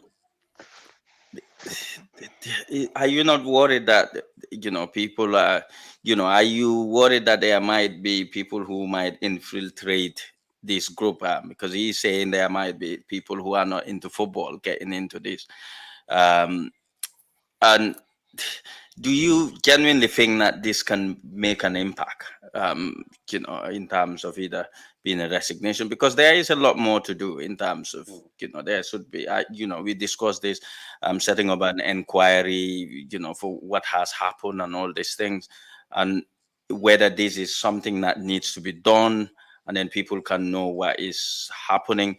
Because then if these things are not done, there is no inquiries, and then maybe the protests go on, and let's assume that they resign from their positions. What happened next? We just move on, or is it just going to be? That's where the That's why I'm problem asking starts. yeah, go on then. I'm asking what the objectives might be, but then you go on then. That's where the problem starts, when they resign, when we are not organized. That's where the problem starts. That's why we had this conversation privately. I think the first thing that should have happened. We are not trying to say the protest is not, right to happen. No. It is people's democratical right to protest peacefully and show their frustration. That is why protest is enshrined in every democratic country. It is to show that you are not happy, you are not satisfied with the people you put in the place of power to work for you. We shouldn't be working for them. They should be working for us. That's the job, because we pay them. Okay? But the executive will tell you, oh, but we are not paid. No, yes, you are not paid per se a salary, monthly salary, but you do have your per diems. You do have your sitting allowances. You do have all those things. Where is that money coming from? Okay. But the first thing I think what we should have done is, because they were elected based on the constitution of the federation, right? The GFF constitution. which is the clubs and the zones who have the right powers to vote, and they can also put a vote of no confidence to the federation, and the federation will have to step down. Because if the people, because they are not even, I'm not going to say stakeholders, they are shareholders, because the equal rights they have, because without the clubs, the federation will not exist. If the club says we had enough, we don't want you to govern us, there'll be no national league, there'll be no national teams. So now, if these clubs are not put together, if these zones are not put together to stand up, the Gambian public can protest as much as they like. I'm not saying it's not their right, it's their right to protest.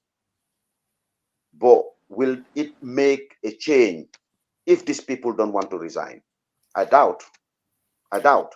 And we all scared of the tiny, tiny minority that would bring in the negative side of it and give the whole, you know, thing that was meant to be all about positive energy, a bad energy. And then they will see, they have done this, they have done that. Because the Gambia as a nation is going through a difficult time, you will have bad people who will go and destroy people's properties who have nothing to do with this, because there will be opportunities, people. Because the country itself is going through difficult time, hardship, living conditions, and everything is very, very difficult at the moment. So people will join in this protest thinking that, well, this is against Barrow. No, this protest is not against Barrow. It's against GFF. And then some of them will want to do some criminalities. And that is, nobody is advocating for that. But you have to be prepared for that tiny minority. It's not going to be a big minority. It's just going to be a tiny minority. Start doing shoplifting, you know, attacking people, robbing people. They will be there within the midst. That's why I think the wisest thing was to do is, yes, the protesting is all right, but it was to organize yourself better and try and bring these clubs together, try and bring these zones together. I know to unite all of them together is going to be difficult, but you could have forced the Minister of Youth and Sports to set up a committee of inquiry, an independent committee of inquiry to look into every single thing, and you put your topics that you want them to look into, and you hand it over to the minister, and then give the minister an alternative that, please, we want you to do this investigation with the commission, whereby people will be invited to come and speak, and the federation also will be invited into that commission under oath, where they would have to explain. Because if you remove these people now, who's going to explain about that 700 and something million dollars that came from FIFA? Who's going to explain about that money anymore? They're no longer there. They feel that they're not obliged anymore. If you remove them now, this 388, we know they don't have all that money together. But all the millions that we see in QCell and all these other people, Mohamed Jah donated them. Who's going to come and report where that money went? Because they're no longer there. They would say they're not answerable. If FIFA asked them, yeah, the minister should not disband the federation that is against FIFA rules. We will be banned. But the minister have the powers to set up an independent committee to inquire what happened in the federation. And then the clubs can force the federation to resign. And when the federation resign, anybody found wanting, then the minister, if he have balls, he could make recommendation for these people to be charged and brought to justice. Because what happened then, we will find that people willfully stealing public funds or mismanaging public funds. So one or two of them should come into play. But the best solution could have been only an independent inquiry, that happens, which is going to be a public one, but it have to go through the ministry. And then we can get the truth, and the time frame should be maximum of 3 months, nothing more than 3 months. We don't want an independent inquiry that is going on for 1 year, 2 years. This is just a small thing. It should be 3 months, and we should get the facts. And the facts are not difficult to get. It's very, very easy to get. They're out there. You can know everything, how this mismanagement of funds have happened. But now the protests, I am really worried about the bad actors that will come into play. I am really worried. Yeah, Vivek, your thoughts on the proposed protest. Do you think it's a good idea, and do you think it can have any impact on the Football Federation? Yeah, I don't know if it can have any impact on them, because I don't know if anything has impact on them, because I think there's Do a you lack want to of. call? Huh? Query? You say what? What did you say, Esa? You continue, Rebecca. Yeah. Okay. I don't know if it has impact on them, because this is about having there's this lack of awareness. So I don't know, but actually I think it is a good idea. It is a good idea if you understand what this demonstration is actually about, because I see on the social media that there's now an opposite group with some jerseys, like they think it is a coup and thing. And I try to write to them, hey, come on, a coup is only in a dictatorship. In democracy, we have no coup, because in democracy we always vote and we give our, and you guys, that, yeah. So actually they think that actually this group of demonstrants, they will come from the back way now, and then they will make a coup, and then they will go in and push out all these members out. And this is actually not, if that is what they want, then they will not succeed in that, because they are elected. And of course, they have a period where they are elected. And I agree with you, Coach Ibi, that there should be a requirement. But if they would not step down now, then at least I think they should be under administration the rest of the time of this election. And at the same time, it is very good with the process we are in, because we cannot do this from one day to another. It is impossible. It will take years, but at least the process start. And I'm so happy about it. I'm so happy that actually people can gather together now, and they dare to say, no, we want to go and tell that we are not satisfied. So now they are making actually a demonstration against a demonstration. So this Mr. Lamin Bojang, he goes out, he say, please stop. I say, since when in a democratic country can you ask somebody to stop to tell their opinion? This is dictatorship. This is not democracy. So stop this thinking in this dictatorship way. This is what we have to turn, and you can see it. No, if you want to tell your opinion, then we come and tell you you cannot tell your opinion. Gambians have to understand, nobody can tell anybody what to think anymore. Is abanta, is finito. It is not existing anymore. And this is where we have to and let them go out and tell their opinion, because that just shows everybody, wow, you can achieve something actually by gather. If we are together, we are strong. And that is actually the opposite of what I have been telling this whole evening here, that Gambians do not dare to go out. I talk to so many people in Gambia. They all have the same opinion like me. I say, why don't you do it? No, but you see, I say, I could gather 100 people with the same opinion like us. If we were 100, we could be 200, we could be 400, we could be Gambia.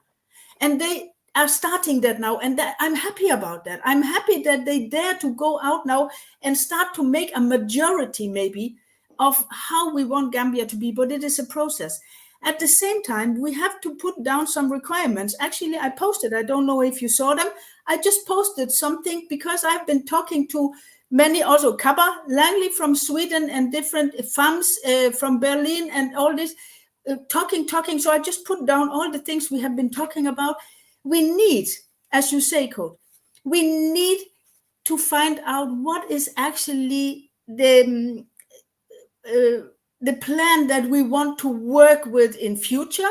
At the same time, we have to put them under administration and find out where is the responsibility, so that we clean up in that. And then we say, okay, that was the past. Now we go to the present, and now we know exactly, we have a recipe. We are baking a cake, we need a recipe. We have to know which kind of cake we are baking. And this is what the job is now. And it is a big job, but it is very, very, very, it's very interesting, isn't it? It is very interesting. What did I, yeah, I think there are many things also in all this tidying up.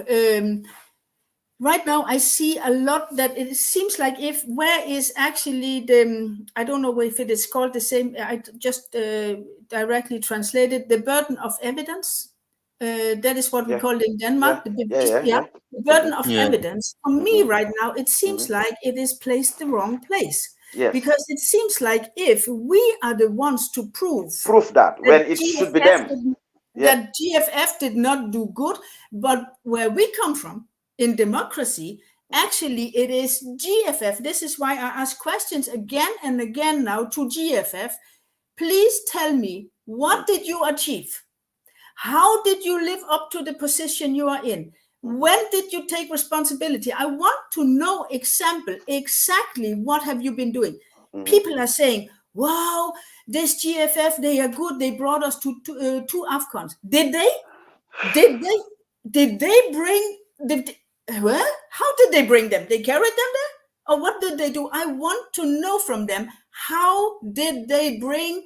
No, you know what? They were so lucky that they were just in the position at the time where somebody else brought them to the AFCON. So how can people just say, wow, they brought us? No, they did not. They did not do anything. They were just there.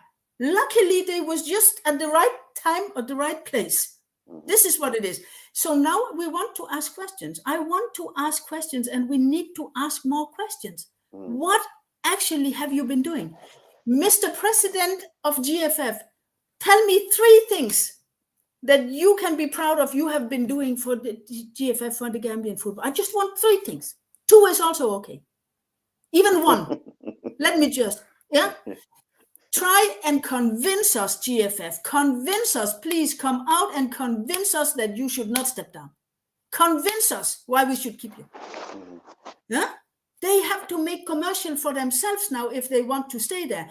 But in Gambia, it is the opposite. It's always about pushing people out. No, this is actually making yourself valuable for the position you are in. This is democracy. And if you're not valuable for it, then you cannot have that position. And another thing we have to talk about is you need competences. We need competence and not all this being likable. I like you as a person. He's a nice guy. I think he will have that position. No, we are all likable. We cannot have the positions we want. If you don't have the competences, you cannot have that position, no matter how likable you are. So we have to stop doing all these things in Gambia and put quality in and lift it up on a level where we can be proud of it and we can follow the rest of the world. Then we will not be embarrassing ourselves in front of the world by showing how, I'm sorry, but how primitive it is. How primitive it is, definitely. So there are many interesting things to discuss. But it's a long journey, but also very interesting. Definitely. And bit by bit. Bit by bit, it starts from, it's a good start that, it starts from this discussing this, putting it out there for the public and creating that awareness. That's how it all starts. Baba, you must have heard of the planned protest. Do you think, like I asked the other panelists, do you think it will have any impact on whether to change the football federation, or what impact do you think it will have actually? I think it would, because social media is powerful. Media is so powerful, and don't underestimate social media. It's so powerful. I think the demonstration and everything all together, it will do something from my side of it, because it's been a while that people have been keeping quiet, not stepping forward. We're just talking and not taking action. So I think it's like now people realize that we have to take actions now. So that's why they wanted to come out on the street and demonstrate, and peaceful one. I mean, everybody got your opinion of what the federation are doing or what are they not doing. So you can see black and white is there. If they say they fixed 14 pitches, go and check the 14 pitches. If they say they do this, go and check. I mean, if they said they've took us to AFCON, how do they took us to AFCON? because football development is not about going to AFCON. It's about the development of your own country. What have you achieved in Gambia when it comes to football development? And I think the pitches and all these other stuffs are very important. But go and check. We fail. They fail us on that side. So how comes they are telling us, Nene, okay, we've achieved. What have they achieved? Because to achieve is it's your own town, your own. How can you say to people? How can you tell us that we've took us to because it's the only thing they've got. We went to AFCON back to back. That's the only thing you got. So what about the rest in our country? Just point out. Tell us the female league, our national league, our grassroots, and all these things. Yes, then we will know you've achieved something. But when you're telling us, all you can say is AFCON back to back. Is that it? Is that it? So now we have to have a federation that will only concentrate on AFCON back to back or AFCON. We need to concentrate in our own places, our own home grounds. And we need to invest in the money that we are having from FIFA. What are they doing with that money? Yeah. Where are they spending it? Yeah. How are they using it? These are the things that we will know. Yes, obviously, these people, yes, they've taken football to another level. But when you're telling us, okay, we've gone AFCON back to back, is that all you got? AFCON back to back. That's all. That's the development. That's all you got. So which means you have a long way to go, which means you haven't done anything. Because before AFCON, I think at least AFCON should be the last 2 of the 10 list you're going to be given. You should be counting stuff and said, okay, and then AFCON back to back. That would be the last one you should be counting. But exactly. you only talk about the AFCON. Oh yes, this federation, they've took us to AFCON back to back. And it's like, that's the only thing you achieve. So which means we have not moved anywhere since you've taken over. You've been there. They've been there for 7-8 years now, or 7 years. And then we don't even have proper grasses. That today I saw someone put a football. Imagine a football, a bad football that this federation, that the current GFF 4th Division League are using. A football that is spoiled. And some of these games, you have only 2 match official balls or 3. 2 or 3. And those balls are even bad balls. They ugly, they old, they even, I mean, how can you say that you achieved something when you don't even have football to play your league? I don't know ball also no ball, but mean kickler. And you are telling us you've achieved in your own home soil. That you've achieved something. You haven't achieved anything when you don't even have footballs. How can you play a national league with 2 balls or 3 balls, and all the 2 they were spoiled, so they have to use only 1 ball? These are serious things. Our league, we cannot even go to professional level. The league can't be professional league. You haven't achieved all that. There is a lot that needs to be done in that Gambian football. But we haven't done any of these, and now you're saying, "Oh, you have achieved, or you've taken our football to AFCON back to back." Is that all you can offer? AFCON back to back. We got coaches that won a lot of stuffs. Coaches that won World Cup junior categories, senior under 20 category, they've won. Going to AFCON, do you think we want to listen to you telling us going to AFCON and then being there with heart attack and issues and problem and then come back home? Is that the AFCON that you're looking towards? AFCON, you will go there and then we lose games. We don't even get to semi-finals or finals, and then we will come back. And that's the AFCON you're bragging about. So we got a long way to go in Gambian football when it comes to the federation. And I'm happy that people are coming out and then, demonstrating and doing a lot of stuff so that people can know what is going on in our football. Because the brighter side of things that people are seeing is these people are using that as a weapon, because they know Gambians are desperate to go to AFCON, blah, blah, blah. So they're using this AFCON. Only. That's all they can say. AFCON. We want a president, federation president that will come out and say, oh, listen, I've built this stadium, I've built this standard stadium, I've changed Serekunda Westminster Stadium to a proper professional standard football pitch, I've built Banjul to a but look at Banjul, go and check Banjul, go and check their carpet. Go and check the carpet, the football carpet they put there, go and check it. Kaba Bayo or whosoever, GFF members, they've been to African Cup of Nations in Cameroon, they've been to African Cup of Nations in Ivory Coast now. They've seen the projects that those people are having. Ivory Coast, when they went to Ivory Coast, when they went to, they've seen pitches. And they are there. Like let's say, it's there. Kaba is there. The first vice president is there. The team manager, everyone, 90% of the federation members are there. Okay, when you go back to Gambia, why can't you ask yourself, no, boy, why just in Cameroon win place you? Did you see that pitch we played with Cameroon? Did you see that stadium? Did you see their dressing room?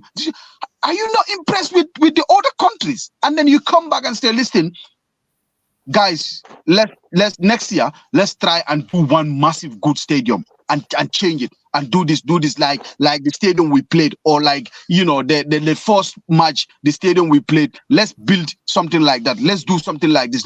Because the thing is, okay, FIFA is fair. They're giving every country, at least they're not even, that's why they're not even giving us, if you look at Dallas Odinho, they're not giving this country, Gambia, Dallases, and give those ones Sefa, and this one Japanese yen, or they give everyone the same amount of money into dollars so that we can be equal. Then you wouldn't say, okay, FIFA gave Ivory Coast 12 million and they gave Gambia 1 million. Then it's not fair, we can understand. But FIFA is giving the same amount of money to all the FIFA, So how comes all the others are going? So why can they sit and say, okay, why are all these others going? And we are at the same place. Ivory Coast, the one we went to, the first one was in Cameroon, I think. The last AFCON was in Cameroon, and this one is in Ivory Coast. And the next AFCON is gonna be another African country. The next one is gonna be another African country. So by the time we're gonna have African Cup, might be 2050, because we're not even looking towards next 6 years to host African Cup, because we haven't even got one football ground. Talking of hosting, so all these things has to be told. I mean, people need to sit down and see, like, go, Ivory Coast this ground is massive, the stadium is nice, it's beautiful, it's this, is that. When we go this time, next 2 years, let's plan and do this, and let them have plans, let them have future plans, let them create something, let them be ambitious and think of our country, not themselves. If you're checking them, all of them individually, if you were in Bankubu saying, if you go there, you'll be like, he's in a mansion. If any of them since 7 years ago and now, they've all been upgraded. They've all been driving from Ferrari to Lamborghini, from BMW to Mercedes Benz. But our football is still the same. The grounds are still the same grounds. Brikama, they don't have a public toilet. Brikama, their football ground, they don't have a public toilet. So if the fans go and watch football, they don't have public toilet to use. And you're telling us, yes, we've done a lot in Gambian football. Are you having a laugh? Who are you even fooling? Because we are all Gambians. I can call now and say, okay, bro, go and look Brikama and see what. They will come and say, this is what is there, this is what is there. So how can you brainwash people when we have eyes? You brainwash people that don't have eyes, but we have eyes and ears. We can see and we can tell the difference between all the older nations. We've been everywhere in Africa. Everywhere in Africa. I mean, everywhere. If the GFF members, they can go and travel the whole Africa, and see, and let them come back and tell us, okay, Gambia, we are better than this African country. Let them come and tell me which African country, when it comes to football, let them come and tell me that. Which African country are we better off when it comes to football development or football institutions or grassroots, and let them come and tell us, because we were far more better than Mauritania. We were far more better than Guinea-Bissau. We are if past. Thank you. Did GFF attack you?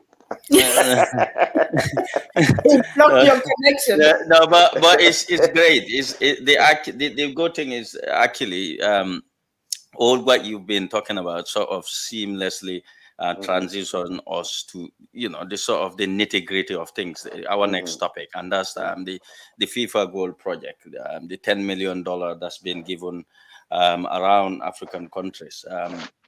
Coach, I'll come to you on this. Like you've all said, the argument they said it's the same money, like Baba said, it's the same money that's been given around every federation. We've seen countries like Mauritania, a classic example. And from there, look at this, from their $10 million, they've set up, they had a new president in 2011. What he did was he restructured their league. That's the first thing.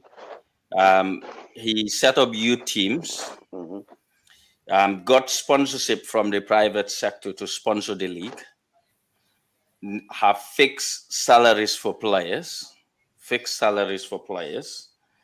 and that $10 million goal project was also used to renovate their national stadium and build a football headquarters and a training complex. And within that training complex, they have hotel rooms, a TV and radio studios. Yeah. They also organize youth camps. This is for under 15s. And within that youth camps, they used to have friendly games against teams, some established European teams like PSG, could be Barcelona, these under 15 teams. So they organize youth camps to play against these teams. Now, they were actually the only country that that had a proper accountability of the FIFA goal project. Now, consistency, that's what we're saying here, and that's what you've seen. That's why they've qualified for the past 3 AFCON on a consistent basis. So the 10-year project, 10-year plan that you were talking about, this come into it. They've been able to consistently now qualify for an AFCON. It's not a lucky draw in the last minute. It's not a lucky win. It's not a bad preparation that got them to where they are. And you could see the progress now. They are in the second round of the tournament. So it may just be a start of things. The argument that the football federations are saying, because I don't think there is anyone who could say the infrastructure in football in the Gambia is good. There is nothing that is good about the pitches, the materials that we use. Now, looking at these, obviously, like you guys said, their argument is back-to-back AFCON. That's the only argument I've ever had. Like, I've never had anything that's been consistently said apart from we've qualified the country for back-to-back. Would you look at that and think, okay, that's success, that's enough then for the $10 million or the millions of dollars or dollars that's been pumped into the Football Federation? More, Lord of mercy. I think mismanagement, massive mismanagement of public funds have happened, and they will come and manipulate those funds, those figures, with people, because we have seen during the time of the qualifiers, they would tell us they need something like $12 million just for one game, and you wonder, why do they need this much money?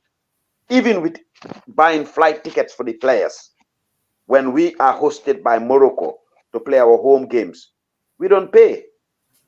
Even in the event that you said we are paying for the coach services, for the ball boy services, for the hotel services, still, why would you need that much money for one game? But they don't need it. But they have to manipulate the numbers. When they manipulate the numbers, it makes sense to the vast majority of the Gambians, as long as the federation was relying heavily on the team to be giving them results. Because the Gambian people, like Baba said earlier, we are desperate for results all the time. We've been on the block for too long. We haven't seen any success. But you might forgive the previous generation, because the funds that is available today, previously there was no funds like that. Because when we was working there, we was having $1,000 salary. And that is just like yesterday, because I've seen still now in the National League where players are still receiving $500 as salary. And I'm telling you, 20 years ago, that's the salary some of the people still are having. So you would forgive the previous generation for this motivation that is going on was never existing. This money that is floating now in the Gambian market football is never existing, but still people were there and ready to go. Now we have more talent. We have more people who are ready to go. Now Gambia can pick 3 national teams, all professional players. And thank God FIFA is now giving enough money. Why is this money not being utilized wisely to move Gambian football to the next level? I tell you why. Because I always say this: poverty is a crime. It's a serious crime. But if you become poor and you become very ungrateful, you will never be honest. If you are poor and you are grateful, you will always be honest, because you will know that what is not yours is not yours. But ungratefulness will never show you the truth. It will always mislead you. And that is what is happening over there. And this is a general point, a general problem. And the scary side of it and the sad side of it, youths are cheering elderly people who are thieving their future and mismanaging it. And youths are running after those people and cheering them. Because those people will come and become the savior. When those are the same people who are mismanaging their funds, and at the same time they come and play a double standard game, and the youths keep cheering them. I said, they're stealing your future away from you. And as Gambians, like Rebecca says here, this is a blatant truth. Gambians are afraid of the truth. I repeat this all the time. If you are a truth teller in the Gambia, as a Gambian, be prepared to stand on your own. Everyone will see you as a difficult person. Everyone will see you as a negative person. And all you're trying to do is fighting for the truth in a respectful way. There is no freedom in this entire world. I don't care whether you are a Muslim, Christian, Jew, Hindu, Buddhist, whatever you want to be. There is no freedom in this world that doesn't come with a price. Every freedom comes with a price. But the Gambians are afraid of that price, but they still want the freedom. How is that possible? It's like everybody wants to go to heaven, but no one wants to die. How is that possible? So they will carry on mismanaging, because I think when to cover their back, what they should have done in the first place is the FIFA goal project should have been the #1 thing that they would have done, invested, renovate, make it look, because that goal project in Yundum have the potential to have everything that you read out there that Mauritanians did, Cape Verde Island did, Guinea-Bissau did, even Sierra Leone. Look at Sierra Leone, what they're doing now with their national team. And it's all coming from the same FIFA funds. Let me tell you, I'm surprised in one. You can go online today, and the viewers can go online and check. Sri Lanka, they're only known for cricket, mainly. Go and look FIFA investment in football in Sri Lanka. They're building, small-sided pitches where they cannot have a full-size pitch. Standard. But we cannot even have one good pitch in the Gambia. This is not only the Independence Stadium, the entire Gambia, one good pitch. And then when FIFA put it on their website, you came out on a press conference trying to manipulate the Gambian people, thinking, insulting our intelligence, basically, put it that way, telling us, oh, what FIFA meant was maintenance. FIFA, There are intellectual people in FIFA, people with PhD degrees in FIFA. You're trying to tell those people they are wrong for putting that on their website. They should have said maintenance. You said you was on the phone with them, talking to them. Really? On the phone with FIFA? And still FIFA did not change that. Who is telling the truth and who is telling the lies now? Come on. This trend is never going to change. I'm not going to attack anybody individually. But if you are occupying a public place, you have to expect it. Any of us who, if we was occupying that place, not the entire Gambia will love us. No. We must be naive to think that if we occupy that place, we don't like the place, for starters. Just to make this point across, let everyone understand that. But I'm just giving a scenario of an example. If we was occupying it, even if we are doing good, we will still have people who will oppose us. But that's fine. When you criticize constructively.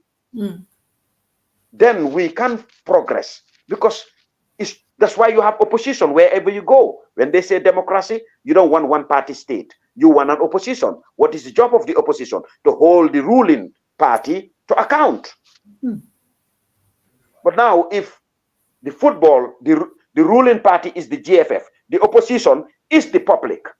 Now, if the public trying to hold them account for their actions, for their responsibilities that they are negligent to, now they're seeing us as enemies. We are not stakeholders. We are shareholders. We are equal partners into this situation. So I hate the word stakeholders. I hate that word. We are shareholders. We have rights. Without us, football will never exist anywhere in this world.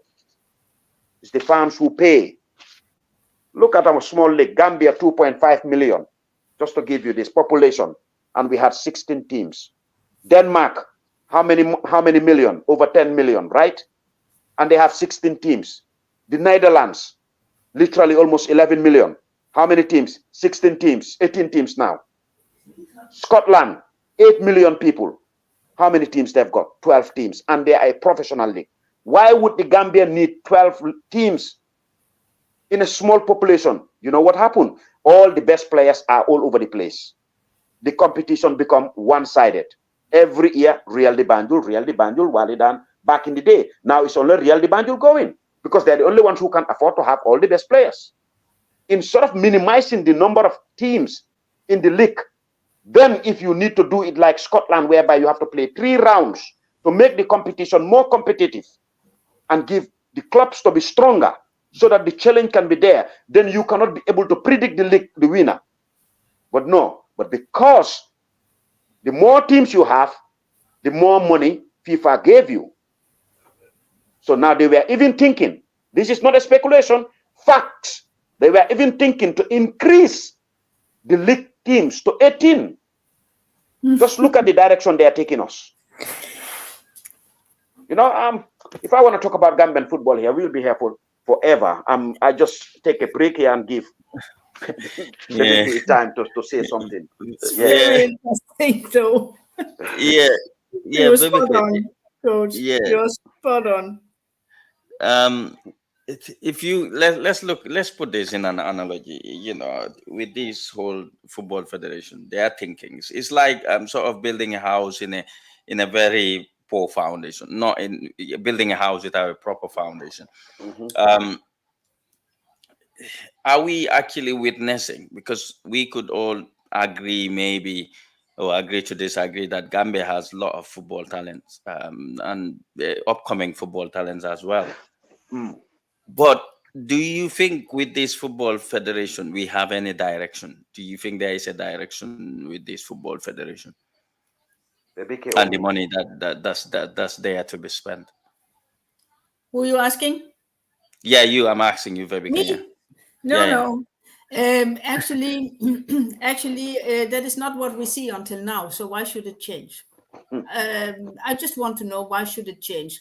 And actually, I would like to ask the GFF members, why are you a GFF member?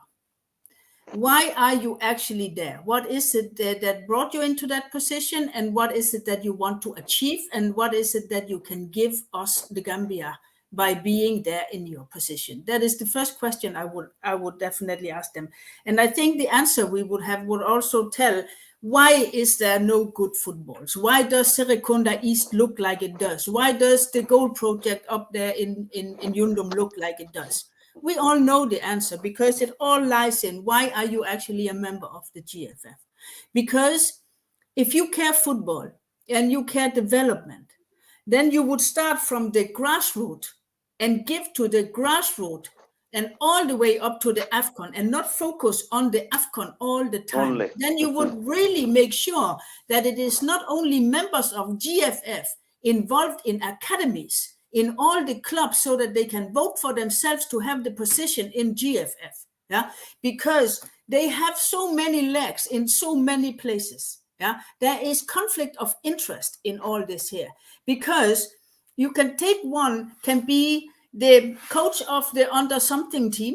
He can also be the technical director in Real de Banjul, and he can also have like an academy next to in his own name, and he can have it with a Tubab who is investing in building a big complex. Yeah, and at the same time, all that is happening, GFF, they are just like, nobody says anything. Everybody, oh, so this is what he's doing, so I do the same. So they are all doing the same kind of thing. So they are all one family. And if you say, okay, we have to go out and make the clubs actually vote for another one. Hey, the clubs are the GFF members. They are themselves. They are actually voting for themselves. So go out and say, okay, let's say, I don't know if you, I would love people to mention just some examples where they are not connected somehow between GFF and a club. I would like to know one club that is not connected. Maybe I can mention one, but that is actually those that I try to work with, because I try to find out who are the ones that goes with my values. Yeah, but definitely most of them is like, it is all. First of all, I don't know if these people who are there even have an interest for football, huh? And do they have an interest in developing things? And again, sometimes it is like they take their neighbor in and give that neighbor a position. And I'm like, how did that neighbor get in now and get a position and suddenly also could travel with the GFF? And how can GFF members travel abroad? Having personal courses studying in Europe paid by the GFF. There are so many things that is all, they all cover up. They cover up for each other. And that means that we will need new people, first of all, really, really competent, neutral people in GFF. And how it will be with, I don't know if it can be a rule like, if you are a GFF member, you are not allowed to also be the owner of a club, because there is something that is not, I don't know, fitting in my head when I hear these kind of things. Because how I know, as when you work with mentality and psychology, even though you tell yourself, no, I want to be neutral, you cannot be neutral if you have a leg in each camp. That is not possible. It is mentally, it is not possible. Psychologically, it is not possible. So you cannot tell. And look at the clubs. It is also a coincidence or what, that many of the football players for the national teams, the under 17, under 20, I don't think they come from all clubs. Huh? They come from mainly 1, 2, 3 clubs. And now we are back to what you say, Coach. Huh? So what is this all about? Huh? And that means that from these clubs, some of the people working there, they are also the coach in one of these under 17, 2023. So it is all about, okay, I work with him on my daily basis in this club. So of course he will have a place on the under 20. But there can also be a player who is really, really working hard and really, really competent in a club that is maybe lower in the league and do not have all these connections, who should also have the chance to go there, but he will not unless you give that player to one of the other clubs for them. What is this? What is this? Everything does not have to go through the first or the third or the first or the second or the third in the league, because there can be one on the bottom team also who is as good as the one in the top team. So the whole structure of this it doesn't make sense in my head. It doesn't make sense at all. It doesn't. It is not reasonable. I wanted to say also, a demonstration is a message. It is nothing less than a message. It's not a fight. It is not a discussion. It is a message. And I actually encourage GAMFood also to make a silent demonstration. We do that in Denmark. Yeah, sometimes you make a silent demonstration. Then you make some boards where you are writing your message. And then with your silence, you just walk out there and show by your message. Because that is also being paid a lot of attention if you do not always talk, but just act and show your message. And that you can gather so many. I think I wanted to say also, some of this money from FIFA, I don't know where it is. I would like to know it, because how can it be necessary with all that money? And you come with examples from other African countries. How can it be necessary that investors from outside Gambia has to invest in sport complex? Why? The money should be there. And I can only say I made a big error on my paper. Budget and accountment. We need to know what money is going in, what money is going out, and what money is needed, and then a plan. Definitely. Yeah, it is. It has to be transparent. We need transparency. Definitely, we need transparency. We do. Baba. Yeah, more. I wanted to come in there. What Rebecca is saying. It's important as well. Right? One thing she's saying, our clubs in Gambia, is the other way around when it comes to England. A member of the federation, the FA in England, you can never associate with any club because it will be compromised. And this is the problem with Gambia. Like she said, every club has someone in the federation. Yes. So how would you take that federation out from there when you have members that are associated with clubs, every club? So it's easy. If the federation is doing good or bad, the club would never ever vote against them because they have people that are part of the club. So that, first of all, that constitution has to change. That constitution has to change. We should have people that have that they don't have any clubs and they don't have interference in any club, and people will vote for them, and then they will help the clubs to develop. You understand? But if we are sitting here and then we let these people to just tell us the AFCON. Okay, now the clubs that have voted for these people, those clubs, they have players. Those players, what are the federation doing for them? Are they asking question about that? The AFCON, after AFCON, all those players, they will go back to their clubs. They're all going back to you. So the people that puts them into the office, that are the stakeholders. Okay, the stakeholders, what are you having in return for voting for these people? You want to tell me you're voting them to take you to AFCON, and none of your club members or your team or your players are part of this AFCON team. So you need to ask yourself, okay, we are voting for these people. We're voting for them. We voted them. Now, what are we having back in return? What? They're not even selecting one of your players to be part of the national team. And you're still voting for them. So that is why it's very important to start to change that constitution. If you are part of a team, you're not going to be part of the federation. Simple as that. In England or in Denmark, everywhere in Europe, you cannot be associated with any club to be part of the federation. Because this is what is going to happen. That's the problem with Gambia. This is the problem we are having. Because we have individuals that are in fact, they are all connected to teams. they're all connected to teams. So the teams that are voting, obviously they wouldn't vote against them. They will vote for them, with or without having.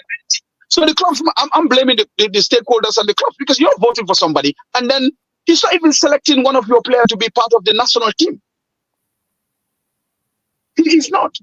So you're telling me these people are doing well when they are not even giving you balls, proper balls to play your own league. But you're not going to talk about it because you have someone that is there. So you tease, like the student said, you tease about it. You're not going to talk. And which is so bad. So people need to understand this is not about me or this or that. It's about them. 3-4 of us here, we're all sitting in Europe. We can just concentrate and operate in something else and do something else in our life. But we are concerned because we are citizens and we love Gambia. We want to see the future going somewhere else. So we can never stop. We're still gonna fight. But what I'm trying to say is we need to try and change that constitution that is saying, yeah, you got to have a club even to be a president. No, that constitution has to change. If you have a club, if you're part of any club, you wouldn't stand as a president. That's what England is doing, and everywhere. So if anything wrong that a club is doing, anything bad that a club is doing, the federation can charge the club. They can do things like that. Okay, if anything bad that the federation are not doing, the clubs, the stakeholders, they can come and vote them out again. But these things can never happen in Gambia because of they're all attached. So those changes will never happen. So we have to sit here and wait for another 4 years for just watching people doing nonsense. Sorry for my language. It's sad. It's bad. So for me personally, I just wish they can change that constitution that is in there. You have to be part of a club. You have to be part of a team to be a president or to be part of the football federation. They should just stop that and make it like Europe. If you're part of a club, you can never. Because if not, like I said, if anything that you're supposed, like now, in England, Everton, they're going to face a charge and they might be losing points. If it is Gambia, Real de Banjul will never face anything because this first vice president is from Real de Banjul. It's even having a share, like let's say. So if Real de Banjul does something bad, you think that there will be a level of punishment against Real? It won't, because he will intervene. And the same thing when it comes to Biko, Kemo is there. If they have to do something, no, it's not going to happen. BK Milan, Kababa is the president, and he's the president, and the team manager is also part of that BK Milan. So anything about BK Milan, it's not going to happen. So how are we growing our football? How are we developing? How are we going forward with everything? Something like that happening. So the federation as well, with all that they're doing, people are seeing it, and our football is not going anywhere. They're seeing it, the stakeholders are seeing it, but they can't do anything because they're all part of the federation. So it's just one group. The federation are the stakeholders are the federation. Simple as that. It's the same thing. The federation are the team, are the stakeholders. What Rebecca is true. The federation are the stakeholders are the federation. It's the same group, the same gang. So it's just circle. Sandong is the technical director. Sandong Mobe Alomundo for Hoxton. Sandong is the owner of Hox. Yeah, no, but Sandong is owner of Hox. It's straight. And now what Sandong did, he bring Mod Musa. Mod Musa is part of Hox. You know what I'm trying to say? So this would never gonna help, because we have to change that constitution that is saying you have to be part of a team to be elected to be a president for the federation. That's wrong. Let's do it as like England is doing and all these European countries or Scandinavian countries are doing. You cannot associate with any club to be a president or to be part of that federation. Then these people would think of developing the clubs and developing our football. But like this, it's never going to happen. It's never going to happen. Trust me. Conflict of interest. Exactly. Yeah. Sorry, guys. I think we would need to cut it here, because obviously it may be very prompt, and I'm sorry about that. But we've started nearly 2 hours 30 minutes. It's an ongoing conversation. We'll be having a lot of these topics. There is a lot more to talk about. Obviously, we also want to be giving our way forward, giving solutions as well, not only sort of criticizing. Whatever we think is going to be right for them is left to them to discuss on. And I'll just leave you, Coach Ibi, to just say any final words, and then we can just close this and get you the others also to do the same. For the Gambia, our homeland, long live the Gambia. We are not here against anyone. We only speaking for the benefit of the Gambia. We are Gambians and we love the Gambia. It's the Gambia we see. Together, we can do it. That's it. Thank you. Rebecca, yeah, last words to Yes. wrap up things. And I'm also a Gambian in a tuba body, so I also love Gambia. And yes, I know we can do it. It is a long process, but it is possible. And also because all of us with the heart in Gambia, we also have the experience from a democratic society. So actually, we know how things can be done. It is a process, and we will get there bit by bit. By changing things bit by bit in a democratic way. So I'm full of hope, and I know it is possible. It will take time, but it is all about taking one step at a time. One step at a time. Yeah. Thank you. Baba? Yeah, for me, first of all, I'm sorry, guys, because I'm working, so I'll be coming in and out, and all those things. So I'm sorry about that, first of all. And then secondly is, guys, please like, subscribe, and comment to our channel. It's growing, so, let's grow together. And this is Gambia. We love Gambia. That's why we are here to give you, facts and realities of Gambian football and everything all together. So, we will say it as it is, so let no one take it like a personal attack or whatever. Me personally, if I have to attack anybody, I will attack you. I will call your name and attack you. Whatever you want, yes, na ben Farouk no warana ben warana ben Pago do na boy ko fogo nyaada don't worry. But I'm not attacking anybody. We're just saying the facts and the realities. So that's it. But please like, subscribe, and comment on our channel. Yeah, we are Gambian, so we all want to grow and give you good and proper news. Yeah, Mo, I'm taking your role. Sorry about that. Anyway, Allah Barak. No, it's fine. It's good. Also, just a reminder, Baba would be continuing the Legend series that we have. He probably, I don't know, maybe next week. Yeah, so we might have a big surprise. We've had Ibu Silla, we've had Idrissa Sonko. So the list is going to continue. We'll have as much as possible. This sort of podcast also will be continuing, and I hope we'll be keeping Viveka as well, in this team. And thanks for your time. Thanks for coming. It's really appreciated. For the rest, and the people who are watching, thanks for your time. Don't forget to subscribe on this channel. We've got our Facebook, and then we've got our YouTube channel as well. Citizens Network Gambia. Thank you for watching. Until next time. Thank you.